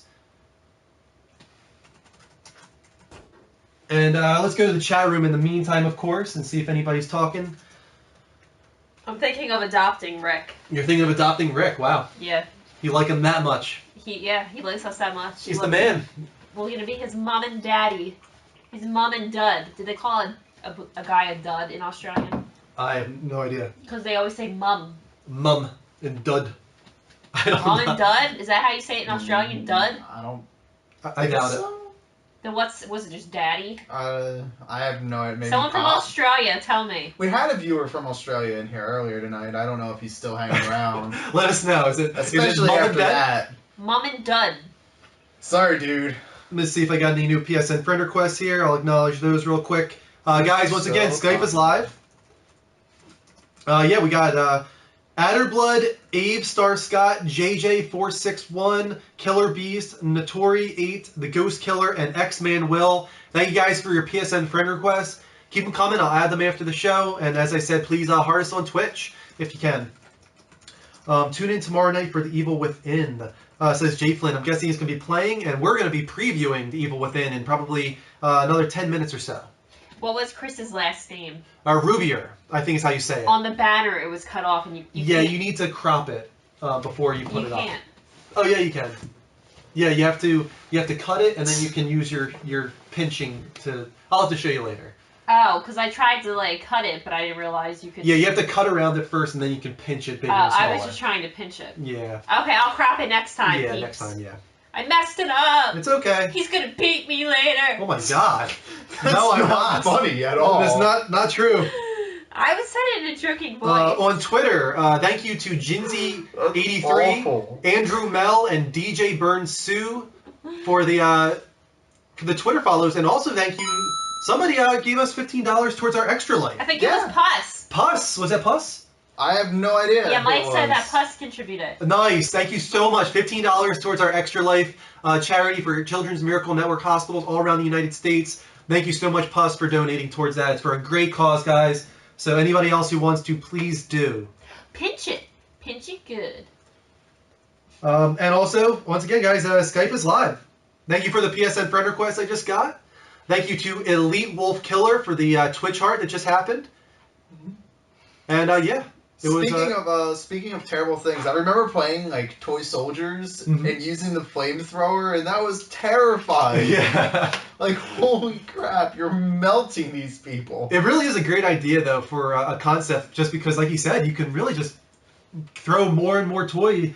There's an infinite possibilities of DLC. Yeah, like, definitely. Think of a group of toys and you can make something about that. Definitely. Space soldiers, just like a bunch of astronauts and spaceships and crap. That would be sweet to see. Pussfield Scab Or says, dinosaurs. the Level Up Show, you guys do a great job. I can't wait to get a new kid for my donation. Hope it's a redhead. Thank you so much, Puss. You're a great guy. Is that how this works? He Yes. says. Yes, It sure. can work That's however exactly you how want it it to works. work. We'll go find a redhead and give them money. We deal in human trafficking. Yes. Oh my god. This got really dark, really Yeah, it bad. did. Look what you did, Kristen. Thank you for the Twitch art. I didn't do anything. Yes, you did. You said I beat you. Thank you to no, I didn't yes. say you did. thank you to the Felix Julitan for the Twitch heart. I'm getting mixed up. There's so many different channels now. What do you mean? We got Twitter, we got Facebook, we got YouTube, we got Stream Tip. That's another one, guys. If you want to donate on Stream Tip, you're welcome to. So many different things. Yo, how cute would Bogey look in these glasses? He would never keep them on. I would just like to put them on for a second. Anytime you guys will be doing Ebola donations, it's the truth, man. It sounds like that's being taken care of, though. It seems like it's under control, from what I've read. I want to put things in perspective. Yeah. Like, over 300,000 people die in America each year due to obesity. Yeah. And so far there's been, like, 2 Ebola infections. Yeah. Put it in perspective, yeah, for sure. Like, let's relax a little bit on the Ebola hype train and maybe start getting on that treadmill. Yeah, probably. That great words from Mark there. The more you know. Maybe. I'm just throwing that out there, guys. Do you want to talk about our experience last night? Oh, this is a great time to do that. Good idea. Thank We were watching 6 Feet Under last night, and we got nothing else going on in the house. It's quiet, and suddenly Bogey starts barking because he hears the doorbell through the TV. You know, the TV has a doorbell sound. He flips out. He runs towards the front door. We're like, Bogey, come on, it's the doorbell and the TV. Come back. Right when he stops barking, we hear a voice in the foyer. We hear a man's voice. Both of us at the same exact time. In the foyer. We stare at each other like this. We both looked at each other like, wide-eyed. Did you hear that? Oh my god. And we just, we were terrified. For a We moment. got a knife. I got a knife. No, I passed you the knife. Okay, thank you. We walked around the whole house looking for an intruder with a knife, ready to kill someone. And we found nothing. We didn't find anything, but... We definitely heard something. And then he's like, oh, maybe it's a ghost. And I'm like, great. I spent a lot of time here by myself. That's great. But, yeah, it really was a surreal, creepy experience. We heard a man's voice almost telling Bogey to, like, be quiet. Yeah, that's what I heard, too. I heard him saying, like, kind of like, calm down, be quiet. Yeah, like, kind of be quiet. That's what I thought the guy was... It was the weirdest thing, and... We locked ourselves in the bedroom last night. We went had the knife beside the bed. You locked yourselves in the bedroom? That's at that point. Is that how clear the voice was? Well, it was a man's voice. It definitely said. I couldn't say exactly what he said. I couldn't say exactly what he said. It was muffled. He was like whispering almost to tell Bogey to be quiet. That's what I heard too. Something along the lines of like, "Be quiet, like calm down." Like I'm so scared. It was creepy. I'm like really as hell. scared thinking about it right now. Yeah, it freaked me out too. It was freaking scary, but. And then he's... I what? I don't like the ghosts thing. Unexplained things are really weird. We're getting a call. No, on it my wasn't the phone. television I know because this. we replayed the scene to make sure it wasn't the TV. Yeah, but let me take this call from Tyler real quick. Hopefully, it goes through. There he is. Hey, Tyler. What? And then he just goes silent. Tyler, if you want to call back, please do. That was weird. Yeah, so I think we're gonna lock ourselves in the bedroom again tonight. No, and I slept with my knife, my Batman knife, next to my bed, and he slept with like an actual butcher's knife. Yeah. But he was like, what did you keep saying? He's like, I don't want to do this. And he's walking around with the knife like, I don't want to do this, as he's opening doors with the knife. Of course I don't want to do it. And I was like, get ready to attack. I said, you have to be ready. All right, we got a call from Juan. Juan. Let's see if it works. Maybe. Come on now. Come on now, everybody. Hey. Not having a lot of luck tonight with the Skype calls, guys. I'm really freaked out just sitting here now thinking Well, about it. why don't we go over the Evil Within with that Yeah, story as like guys, intro sorry. As, who said that? It's either our Skype or yours, but it's not Mega Man working. Rev. So, Hello? hey, Hey, how you doing? you're on the Level Up Show. Welcome, man. Hi, what's up? Nothing. We're just talking games. What do you want to talk about tonight? I just want to talk about Kingdom Hearts. Kingdom Hearts. Okay, cool. Yeah, Kingdom Hearts 3, we just got recent news that they kind of switched engines. They're now using Unreal as opposed to the Luminous engine that we thought they were going to be using for a very long time. But yeah, we're very excited about Kingdom Hearts 3, especially Mike and I. But there's not a lot of news to go off of just yet. That's cool. Yeah, how about you? Are you a big Kingdom Hearts fan? Played 1, 2, Birth by Sleep, all that good stuff? Yeah, I beat everything. I'm just waiting for number 3. Yeah, what kind of worlds are you hoping for in this one? I hope they bring Peter Pan back. Peter Pan, yeah, Neverland from the first one. Yeah, that was a great land. I do like the first one better than the second one. Yeah, I like the first one better. Yeah, definitely. I just think that the story was a little more cohesive. It didn't become so convoluted like the second one did. Yeah. All right, man. I'm sorry to cut you short, but we're about to move on to our Evil Within talk. All right, then, cool. All right, see you later. Thanks. Bye-bye. Alrighty, so let's move on to Evil Within.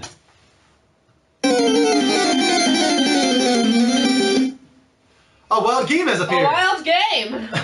So guys, you guys have been asking about it all night long. The Evil Within comes out on Tuesday. Let's check out a little bit of video first. I know who you are. Who do you think you are? I'm sorry. I know what you crave, Mark, can you be? what you fear.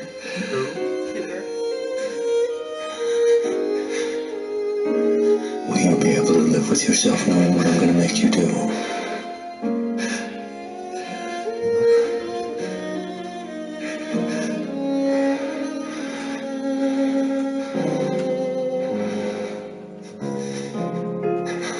Too bad they dragged you into this. But either way, you're mine. To do with as I please.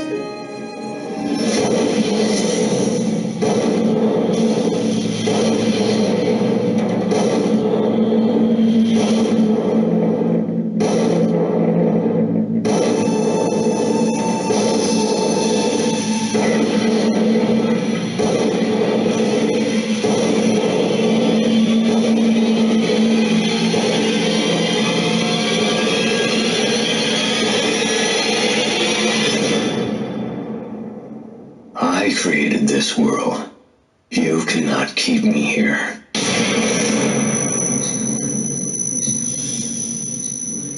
Probably not the game to talk about after our recent ghost story. Spooky, scary. Somebody's summoning the ghosts to come forward, I saw. No!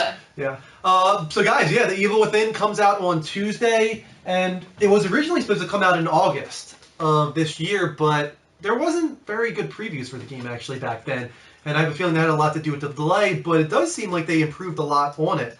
The complaints back then were that the emotion wasn't there. Like the main character kind of just walked through this terrifying experience and didn't show any tension or fear. Well, didn't you listen to him? He created this world or something. You cannot keep me here. I'm sorry, the reason I laughed is because it reminded me of a scene from Tropic Thunder at the beginning where he's like, "Do you know who you are? I know who I am." I know you think I know who I am. The voice he's putting on too, for sure. It reminds me a little bit like Freddy Krueger in a way. Okay. Like this is his nightmare world that he's created, and so you can't escape it. And, I mean, it's a terrifying concept, and obviously it's done by Shinji Mikami, who has worked on the Resident Evil series. He's like the father of the Resident Evil series, but he also worked on Beautiful Joe and Devil May Cry and a few others as well. He's really just a legend within the industry when it comes to survival horror, especially. So that's why a lot of people were very excited for this game, and it sounds like the delay did it well. So it's coming out, as I said, on Tuesday for PC, PS4, Xbox One, PS3, and Xbox 360. It's cross-generational, and it is a third-person survival horror developed by Tango Gameworks and published by Bethesda Softworks. As I said, it's done by Mikami. I'll skip over that. But the plot, you play as the guy you saw here is a detective. His name's Sebastian Castellanos, and he is investigating a murder crime at the very beginning of the game. But when he's investigating the scene, he encounters a malevolent force, and that is the character that we saw in the trailer there, the one with the Rorschach voice, if you want to call it that, or Tropic Thunder voice, that too. I guess. Robert Downey Jr. Definitely. So he goes in with his fellow officers at the beginning of the game. I think this is actually right here, the beginning opening moments. And his colleagues, his partners, whatever, are attacked. The main character is knocked unconscious, and when he wakes, he is stuck in this world that was created by the malevolent force and is unable to leave. So it's all about trying to figure out and survive long enough to figure out what this malevolent force is so that you can escape. And that's the main gist of the game. Gameplay-wise, though, it's a little bit like The Last of Us in a lot of ways, but more survival horror than survival action. It has the whole crafting system where everything's rare. You have to go around the environment, pick it apart, find those mechanical elements to craft certain things, stuff like that. It even has some stealth elements in it. You'll see in the trailer or this gameplay session later on that in that same Last of Us way, you're able to crouch down real low, sneak up on enemies, shiv them from behind. But the difference in this one is that they come back to life. You can't just expect them to fall down and die. You have to burn the bodies. Even if you decapitate them, you have to burn the bodies for them to be fully dead. So pretty cool concept there. That's terrifying. Yes, it is. I guess.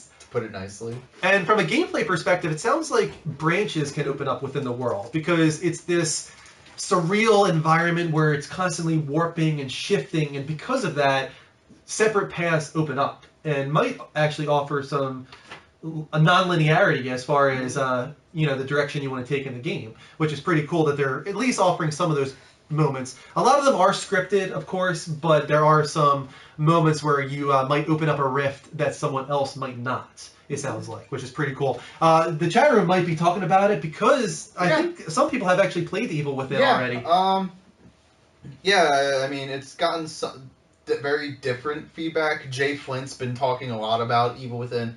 And I know Angle Ripper, I think, is saying the comments, or at least the gameplays he's seen on Twitch himself, has had negative opinions about it. So there is like some contrast, I guess. Maybe it's not for everybody. I don't know what's being said or what's not working versus working in it. It sounds very promising. I always like a nice crafting system. And especially non-linear stories as well. Just it's a matter of if it's implemented well or not. Sometimes crafting systems can be very tedious, so that would be a mark against it, I guess. Sorry, Brandon, we're not taking calls right now because we're talking about Evil Within. But yeah, I mean, just in the very beginning of the show tonight, we had somebody said it sucks, and then like 30 comments later, somebody said it's awesome. Yeah. So it seems to be a little bit mixed. As you guys can see on the screen right now, this is the moment where he was knocked unconscious by the main enemy, and he's waking up in this terrifying world now with grotesque creatures and just, those disgusting, like, Dark Soul-esque and Resident Evil-esque designs that are going to definitely make you feel uneasy if you're playing. Now, in a similar way to most survival horror games, you have supplies like medical items that you can find in the environment. Those, of course, will sometimes restore your health, but I think it's kind of cool is they might have side effects too, like hallucinogenic properties that will make the world even more crazy than before. That's an awful thing to have had to take during like a nightmare building. Yes. And we take a hallucinogen. This is the perfect time to trip. And there's also these green vials that you'll find throughout the world that will upgrade your abilities. And then finally, weapons-wise, there are your standard ones like the revolver and the shotgun and a knife, like I said, for shivving if you sneak up on enemies, grenades. But then there's just one really weird one that's placed in there too, and it's called the Agony Crossbow. And this one is capable of shooting bolts of freezing, blinding, electrocuting, exploding ammunition. So this is the one odd one out. Like, for some reason, every other weapon's normal, but then you got the Agony Crossbow, which is this weird supernatural weapon that can shoot all these different elements out of it.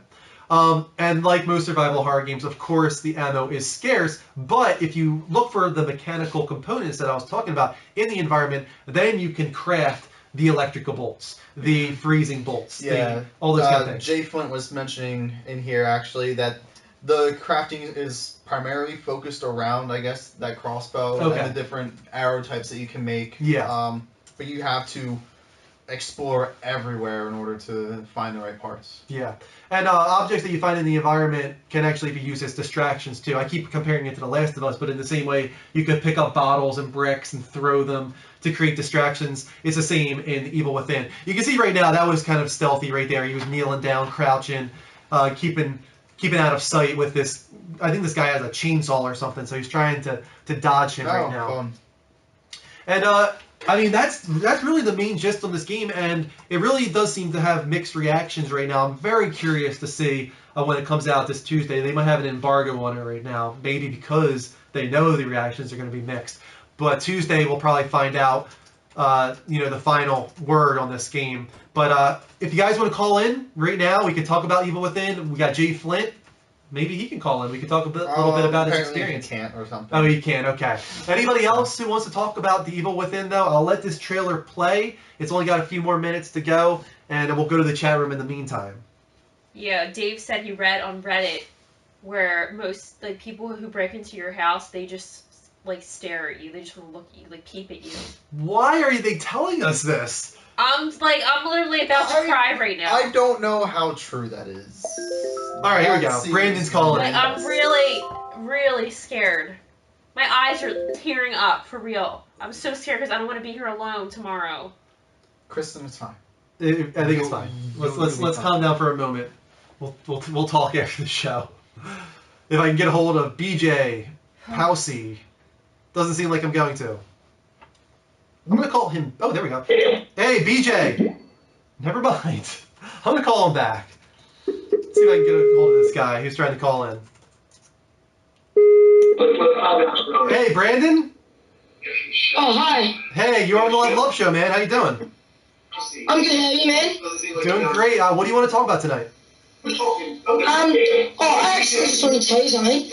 I have the 360. I was just playing it actually just before, and I was just scrolling through the streams. Right? Oh, sorry. Could you turn down the TV in the background a little bit? Oh, yeah. Sorry. Look. A little bit of an echo there. It's so weird because the sound, it's like I can hear it from my TV first, and then it's coming through like 2 minutes later. Yeah, it's really trippy. Where are you from, Brandon? I'm from Australia. Yeah, we got somebody from Australia. Yeah, we got a question for you, man. Yeah?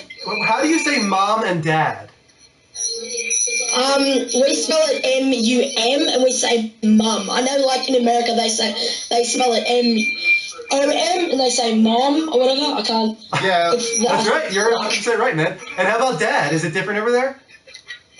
No, they just say dad, like D-A-D. All right. Awesome. Mystery solved. Mystery solved. Thank you so much. I was curious. Kristen was very curious. She thought maybe it was mum and dud. Really? Yeah, that's what she thought. Maybe it was Mom and Dud. I don't know why. But back to gaming. You were talking about Xbox 360, right? Yeah, I was telling you, I was actually looking through, because normally I'm always looking through the streams and all that. And I saw like a little Skype thing. I was like, oh, the Level Up show. I've never heard of that. Check that out. And then I saw the Skype thing. I was like, oh, they have a Skype call and all that. I was like, that's pretty cool. I was like, might as well see when they're doing. I was like, it's pretty cool. Yeah. Because like all in that, they don't do. They just come up with like Facebooks or like YouTube. But you guys have done like everything. I actually like that. That was pretty cool. Yeah, definitely. We're on all channels right now. We're trying our best to diversify. With the Twitch thing and Facebook and all that, I like that. It's pretty cool. Yeah, just make sure you follow us if you haven't already, man. Yeah, man, because like not a lot of streams do the like Skype and all that. This is the first stream I've ever seen with like the Skype or ID and all that. Yeah, definitely. The first ever. Brandon, we hope to hear from you again. What time is it over there? Oh, it's actually 2:22 p.m. Okay. So it's like, wow. Yeah, it's pretty late. It's all right. Yeah, it is. What is it over here? It is 12:22 over here. So, but we hope to hear from you again, Brandon. I hope you follow us, and we can talk again about games in the future. Yeah, man. All right. See you later, man. Thanks. See ya. I can't believe I actually had a question about Australia and someone immediately like answered it. Oh, that makes me so happy. Man, I love this. I love the internet. Mom Internet's the and best. Mom and Dad. Mystery solved. We now Not know. Mom and Dad. Thank you so much, Brandon, for solving that mystery, or at least clarifying for us. I think that's going to be it for us tonight, guys. As I was saying, Evil Within comes out on Tuesday. No reviews out yet. I think it's still under embargo, but mixed reactions from the people that have played it. So you're just going to have to wait and see on that one. But classic director behind it. I hope it's good. Yeah, definitely. I mean, I don't think there's any game I ever want to sit down and say like, I hope this fails. This sucks. Yeah, I'd like games to be good. I want it to work. So, can I just share a random thought I Yes. just had? So we have a lake behind our house, and I just was thinking about that episode of Are You Afraid of the Dark? Thank you for the Twitch art. On Nickelodeon with the pool monster. Does anyone remember the pool monster episode? Because that was the scariest thing I had ever seen as a kid. And I just pictured like a swamp creature crawling through our yard into our house. You guys have terrified Kristen for like the entire week. Dave creeped me out the most! Dave, damn the you. people are peeping! All right, you know what we're going to do real quick? We got a few minutes before 12:30, 7 minutes to be exact. Twitch heart push right now. We just got another 3 from Brad, Rise Frost, and Shadow Guardian 91. That brings us to how many Twitch followers tonight? We are now at 935. We got 25 Twitch hearts tonight. Thank you so much to all the Twitch followers. But we want to try and get to 1,000 sometime soon. So follow us, guys. Go on twitch.tv/levelupshow. It's right there on the sign.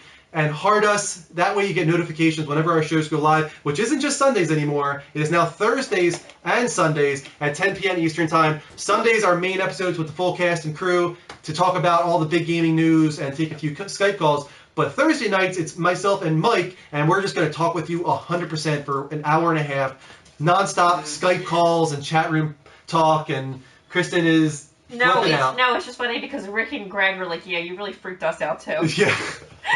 So they're all like, oh my god, am I gonna hear voices? Every time the wind blows or something, you're gonna think someone's like cutting a hole and peeping in through your.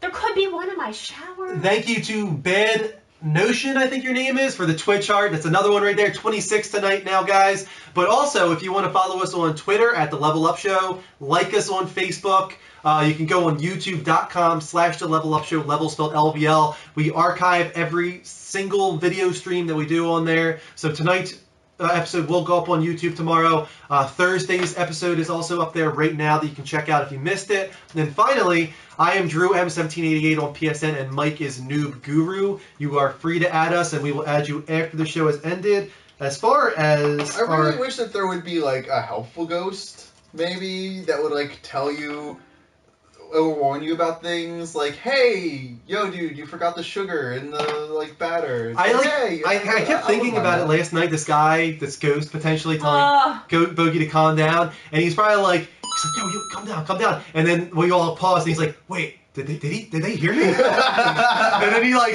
went quiet. He's like, crap, I need to be quiet. And then he went away and went upstairs into his little bedroom. But that's the thing. I didn't hear a door open. I didn't hear a window open. Doors were all locked. But there. I know we heard something. I know we heard something. I don't know what it was. I have never once walked around my house with a knife. That's all you need to just gather yourself and say as rational people. You heard something. You don't know what it was. That's it. Yeah. We don't need to start setting up. The ambiguity is what's still terrifying. We don't need to start setting up cameras like it's a paranormal. We have a security system on the way. Yeah. Well, you know what? It's funny because on Friday, on Thursday, I ordered a security system, and then this happened last night, and I was like, thank God, because I need this for my own sanity. Yeah. Thank you to XWillMatic X. That is now 28 Twitch hearts tonight. Keep them coming, guys. Also, to our PSN friend request, we have Adder Blood, Abe Star Scott, David J 1996, JJ 4461, Killer Beast, Max NMB, Mr. Dubs, Nortori, The Ghost Killer, W2 Woody J. I'm not sure. Probably just Woody J. And X-Man Will. Thank you guys for the PSN friend request. I will add you after the show. Anything going on in the chat room? Some people are talking about weird experiences. Any good ones? Greg was saying that he had seen something on a swing and he told his uncle to go out and check, but his uncle, there was nothing there but a swinging swing. I think it was probably a squirrel because children don't know what they're looking at. Yeah. Somebody said that a security system will not help with ghosts. Thank you. I don't think I'm as scared as ghosts as I am, of intruders. I agree. I am much more terrified of an actual person than a ghost. A spirit. If I had a spirit, and it was a nice spirit, it was just there. All right, like an orb, Well, we know. You know what happened to the former owners? They left. It's not like anybody died here horribly or something. True. Oh, God. We just got a Twitter mention, I think, from Dave, saying, let's see here, I'm going to read this off for you. I've seen my dead dog flying around my ceiling fan. I don't believe you. Just say Beetlejuice 3 times. Yes, that's exactly what you just said. If you have ghost problems, remember to just say Beetlejuice 3 times. Oh, man, I should totally do Beetlejuice for God. Halloween. That would be the best. You know what still terrifies me is the idea of being in a dark bathroom and saying Bloody Mary 3 times. Oh my God! Why would you? Why bring that up? I hate that. It's so scary. I hate it. God. Isn't it scary? Yes, everything is scary. I could never actually do it. Don't worry, you got Bogey here. He'll you know what? That was actually one of the things that gave us comfort last night, is that we knew if there was anybody in the house, he would have been flipping shit. He would have been flipping shit like, yo, pet me. Yeah. Yo, why aren't you paying attention to me yet? Definitely. Candyman, some people think it's Candyman. Why be afraid of the dead? Be afraid of the living. Exactly. Very true. The freelancer says played PT tonight. Oh my God. Oh, that's a good thing to mention real quick before we sign off. Guys, Moobot just posted our charity for Extra Life. It is a charity raising money for children throughout Children's Miracle Network hospitals all throughout the United States. But we, the Level Up Show, are specifically playing for Children's Hospital of Philadelphia. It's very near and dear to us. So please, if you would like to help us out in raising money, we got a donation from Puss Filled Scab tonight. He donated $15. Thank you so much, Puss. So if anybody else wants to help out towards that cause, go on the link provided by Moobot for Extra Life, and you can donate whatever you see fitting. It's really cool, and the big thing is that it's all leading up towards a 24-hour The Level Up Show Marathon on October 25th from 8 a.m. Eastern Time to Sunday 8 a.m. Eastern Time. 24 hours straight, we're going to be doing non-stop talk shows and game streams and special guests and caller segments. A lot of cool stuff planned for that day, so please follow us right now, mark your calendars, and we're going to try and raise as much money as possible. We've already raised several hundred. We want to raise several thousand. So we're going to need your help in doing that. Hope you guys can help. Typos. I think that's going to be it for us tonight. Thank you so much, guys, for all the Twitch hearts. We got almost 30 tonight. That's awesome. This is the Level Up Show, gaming dedicated talk show on every Thursday and Sunday at 10 p.m. Eastern Time. Follow us, keep an eye out for us. Until then, level up and take care. Good night, my beautiful, sexy nerds. Bye, wieners for you. Wieners. He sounded so enthusiastic about that. You too. Have a great week. Yeah. Rick says not Don't here. be haunted by ghosts. Do your best, everybody. Don't be haunted by ghosts. I've never had anything supernatural happen. That's the first time I've ever considered. No, I don't want to say supernatural. That's like a misnomer, but I've just never had anything that could. Yeah. Brandon's calling in again. Sorry, I kind of want to take this call because he's from Australia. All right, we're taking it. Well, we were ending the show. You can't just bail out. I'm bailing. I'm calling it back. No, never mind. It's not working. All right, maybe something went wrong. Oh my God! Look at his picture though. All right, back to the closing elements. Oh my God. See you guys. You know who's my favorite ghost? Space Ghost. Or Ghost Games. Or Level Up. Level Up. Wish us luck. See you guys. See you next Thursday for myself and They Sunday aren't bears. for the full group. Later, guys.